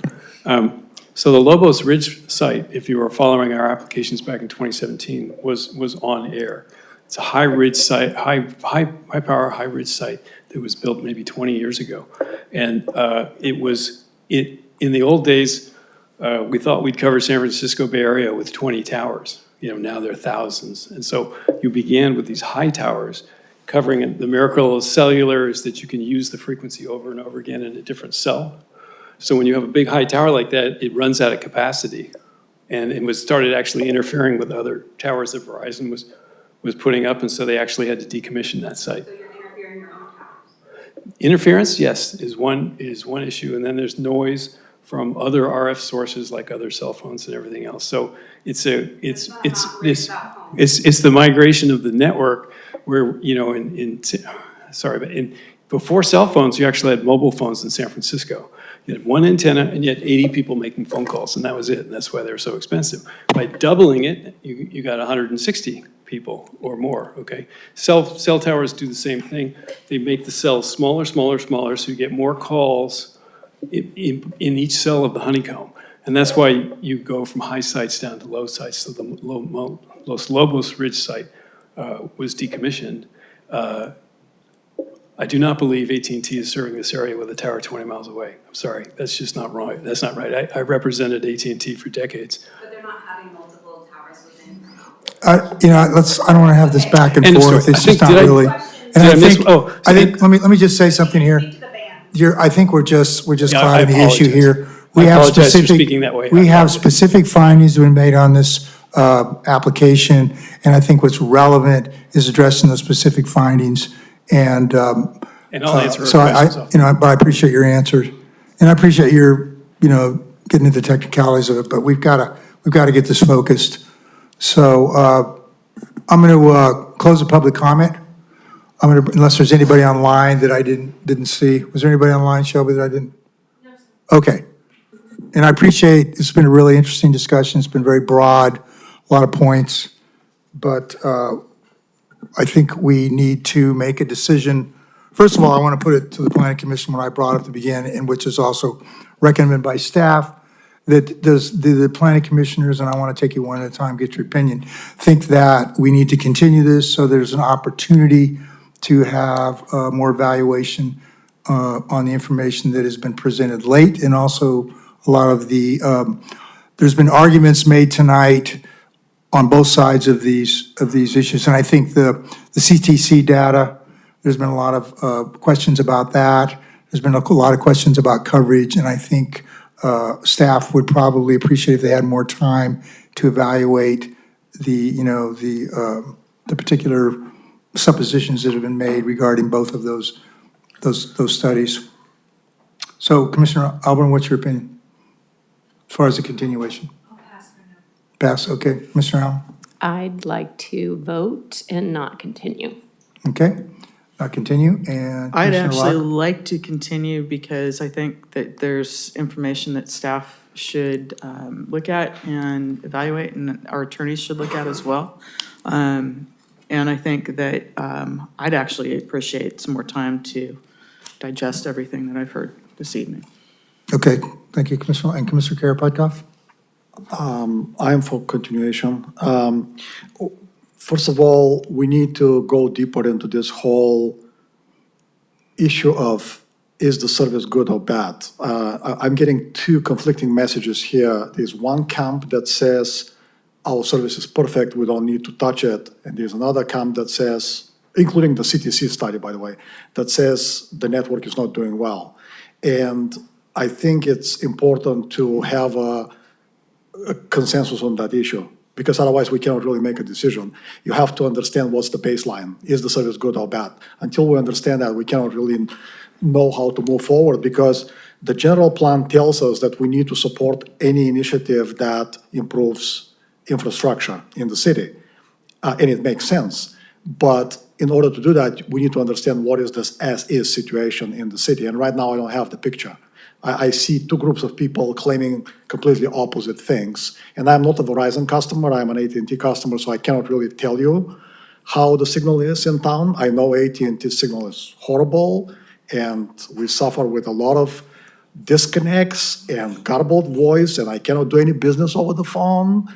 And I see contractors being confused and not being able to order the right part, and then they get the wrong part, and then they have to go and order something else and bring it in. We end up with additional traffic in town. There are implications of having a bad communication service. And I want to know if that is true for Verizon, and if it is, we need to figure out a way to fix it, because it is impacting the city. It's impacting our internal communication, by the way. If I cannot explain to Commissioner Allen, for example, a problem, or anybody else, and I have to spell every single word on the phone, that is a problem. That's not how a community should work.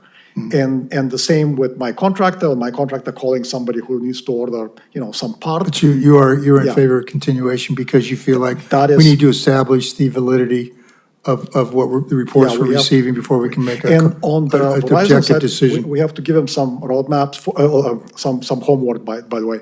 So they use these directional antennas on Sunset. If you look at the drawings, and you can put it on screen, the one in the city center, in the commercial district, is like a sprinkler, like a 360-degree sprinkler that sends signal in all directions. But the one on the top of Sunset is sending signal only towards the ocean. You see the two pieces there? Yeah. So you can deploy these antennas directionally. So what if we deploy an antenna on the Golden Bowl Theater and direct it towards Carmel Point? Is that going to solve the problem of providing coverage and removing that interference that he was talking Well, I think about? one of the big questions is So evaluating, we have to having a better look at- evaluation of the Yeah. Golden Bough. I mean, Mr. Capellini, if I'm pronouncing his name correctly, I think it was Campanelli, I'm sorry.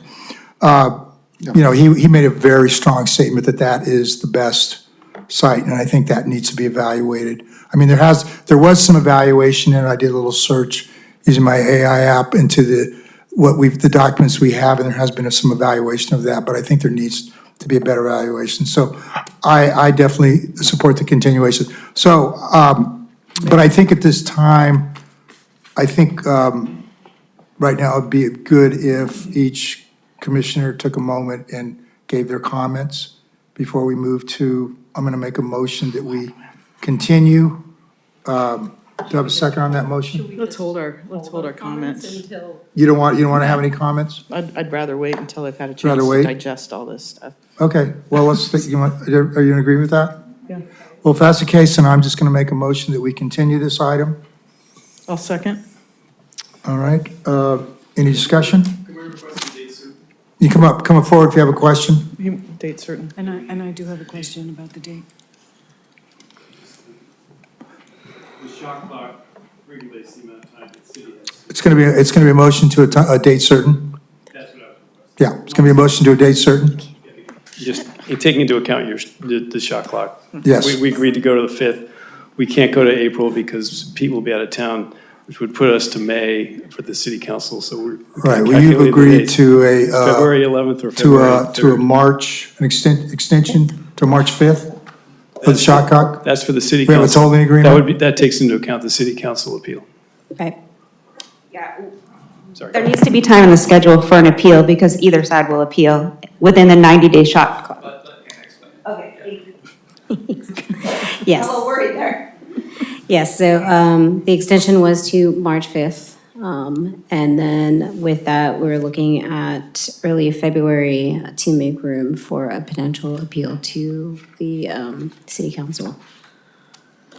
So right now, the regular meeting is scheduled at February 11th. There's a special meeting on design traditions on the 18th, which then you could have a special meeting on February 4th, which is a Wednesday, or try to hear it at your regular meeting on the 11th. So if we pass most continue it to a date certain for the planning commission, what date are we making it? It would be up to the commission to decide whether We're gonna have a you can have a special special meeting on the 14th. It's 14th of, Or sorry, the 4th, the 4th of February? 4th of February. Before the next city council meeting? No, No, we just, before the March city council. for the March, yeah, for the shot clock for your appeal. When is the city council meeting in March? Second and third. March is, yes, that's correct, 2nd and 3rd. Okay, so date certain would be to February 4th or 11th. 4th? Or 11th. Okay, The 4th, We're going to have regular business on Limits. the 11th, don't you think? what's that? Don't you think we're going to have regular business on the 11th? Yes, You there know- will be. The 4th just increases the deadline and decreases the amount of time staff will have to do an analysis, but I understand. 4th would work just looking at my calendar here. for the 4th, it's And a our special. the regular planning commission meeting for February is on the 11th, 11th. And then we have another one on the 18th. Right. which is, The following Wednesday. that's a special Every meeting. Wednesday we'll And- be together. And the 25th, the municipal code is the 25th of February. What meeting do we have on the 18th? Design traditions. Oh, design traditions, okay. And on the 25th? On the 25th, we have to do I Yeah, every single don't week. know. What's on the 25th? Municipal code for housing. Wow, that's gonna be a busy month. The housing Is element? that our? Yeah, I think, It's not a planning. I think I Well- saw that on the housing. Well, regardless of all that, obviously, we have a full schedule, but Yeah, we I don't still, have that on we my still have to have a date certain, and it seems to me Well, that February 4th is the best time. Yes. So, Okay. okay, my motion is to continue this item to a date certain of February 4th. All second. Second. Okay, any more discussion? Hearing none, roll call, please. Commissioner Ahlborn? Yes, Commissioner Allen? No. Commissioner Karapetkov? Yes. Commissioner Locke? Yes. And Chair LePage? Yes, the motion is carried to continue the item. Okay, thank you, everyone. Thank you. Appreciate all your time and effort. Thank you.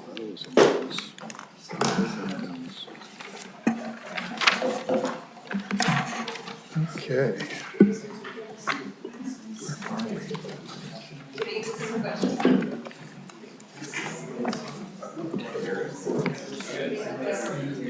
Let me give them a couple seconds here to clear out. Amazing report. I really like reading it. I had a director's report and I cannot find. I think about publishing it as a novel. It's my largest report yet by far, for sure. It was our first one with the new ordinance, so I had to create something from scratch, so it's all just from the Special meeting. No templates. You took the stuff out of the code so you didn't. I wanted for reference, yeah, that's. Just a general. Can you take the discussion outside, or we'd like to finish up our meeting? That's all. Thank you. Okay, the last item on our agenda tonight is the director's report. Alrighty. And yeah. I will try to go swiftly, but still speak so you can understand me. So we received a request from a commissioner on an update for the Housing Element 6 Cycle Amendment. So to provide an update, we received a comment letter from HCD on the 13th of January. That letter was sent via constant contact to residents. It's also posted on our website.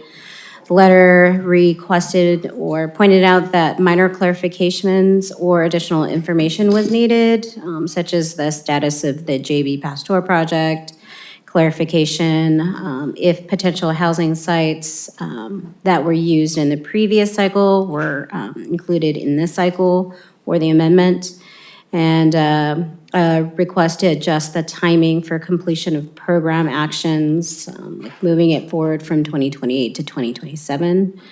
Overall, staff and our consultant found that there aren't any big issues with the comments, and we're working on a response to resubmit to HCD. State law requires that jurisdictions submit an annual report on RENA numbers. So then as of the end of 2024, there were 22 above moderate units that were created. The commissioner also requested that we have a monthly update, and we can definitely do that. We'll have to figure out how to report on the RENA numbers at a monthly basis, or perhaps we could determine like a month it's too frequent. But staff will work with the commission on that. I can cover what happened at meetings during last week and future meetings if you'd like. If not, we can all go home. Cover what was that? There are quite a few meetings that happened last week, so I can cover that if you'd like. Does any of the commissioners have any questions about in those meetings? Was there anything like? Anything, if there's anything you think we need that.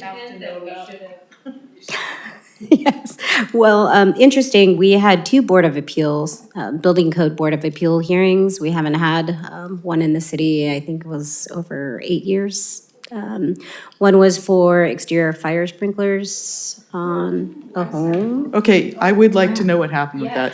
So our Building Board of Appeals is set up where if the building official makes a decision based off of the code, an applicant or someone has the ability to appeal that decision. So based off of the building code and the fire code and the lack of technical supporting information from state fire marshal, it was the determination that the building official could not grant a request to install exterior fire sprinklers on a single-family dwelling.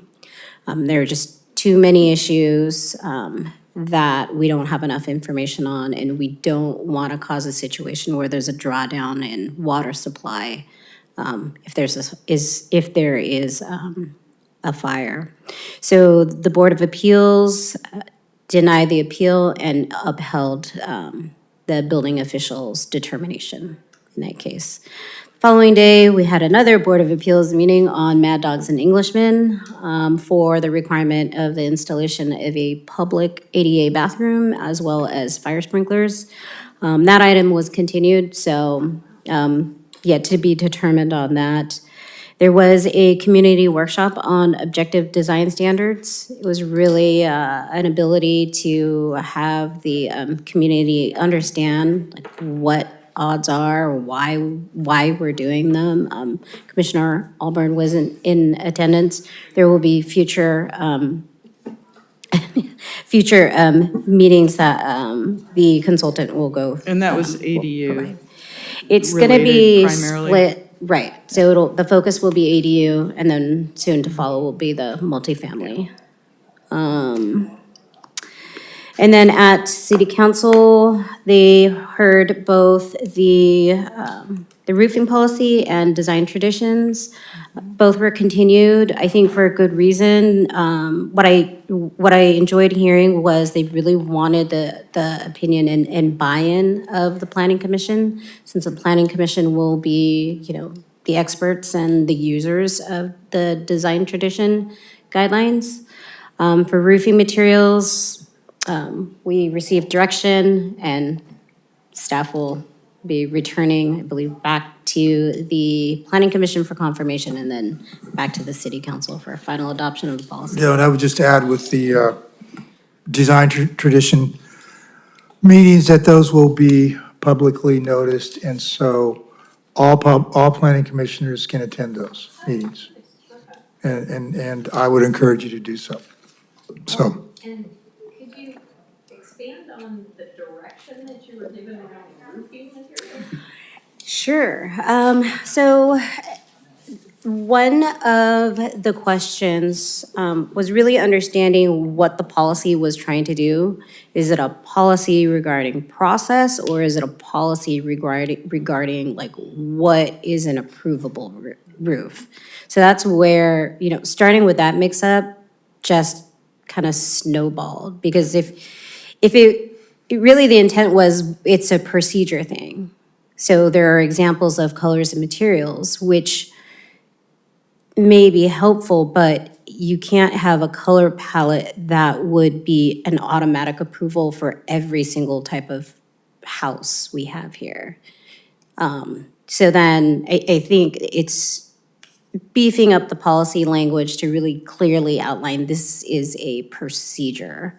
What is approved by staff, still using our independent judgment, and what is approved by the planning commission, you also using your discretion and your independent judgment. So it's fixable. Okay, any other questions? Adjourned. Okay. Boy.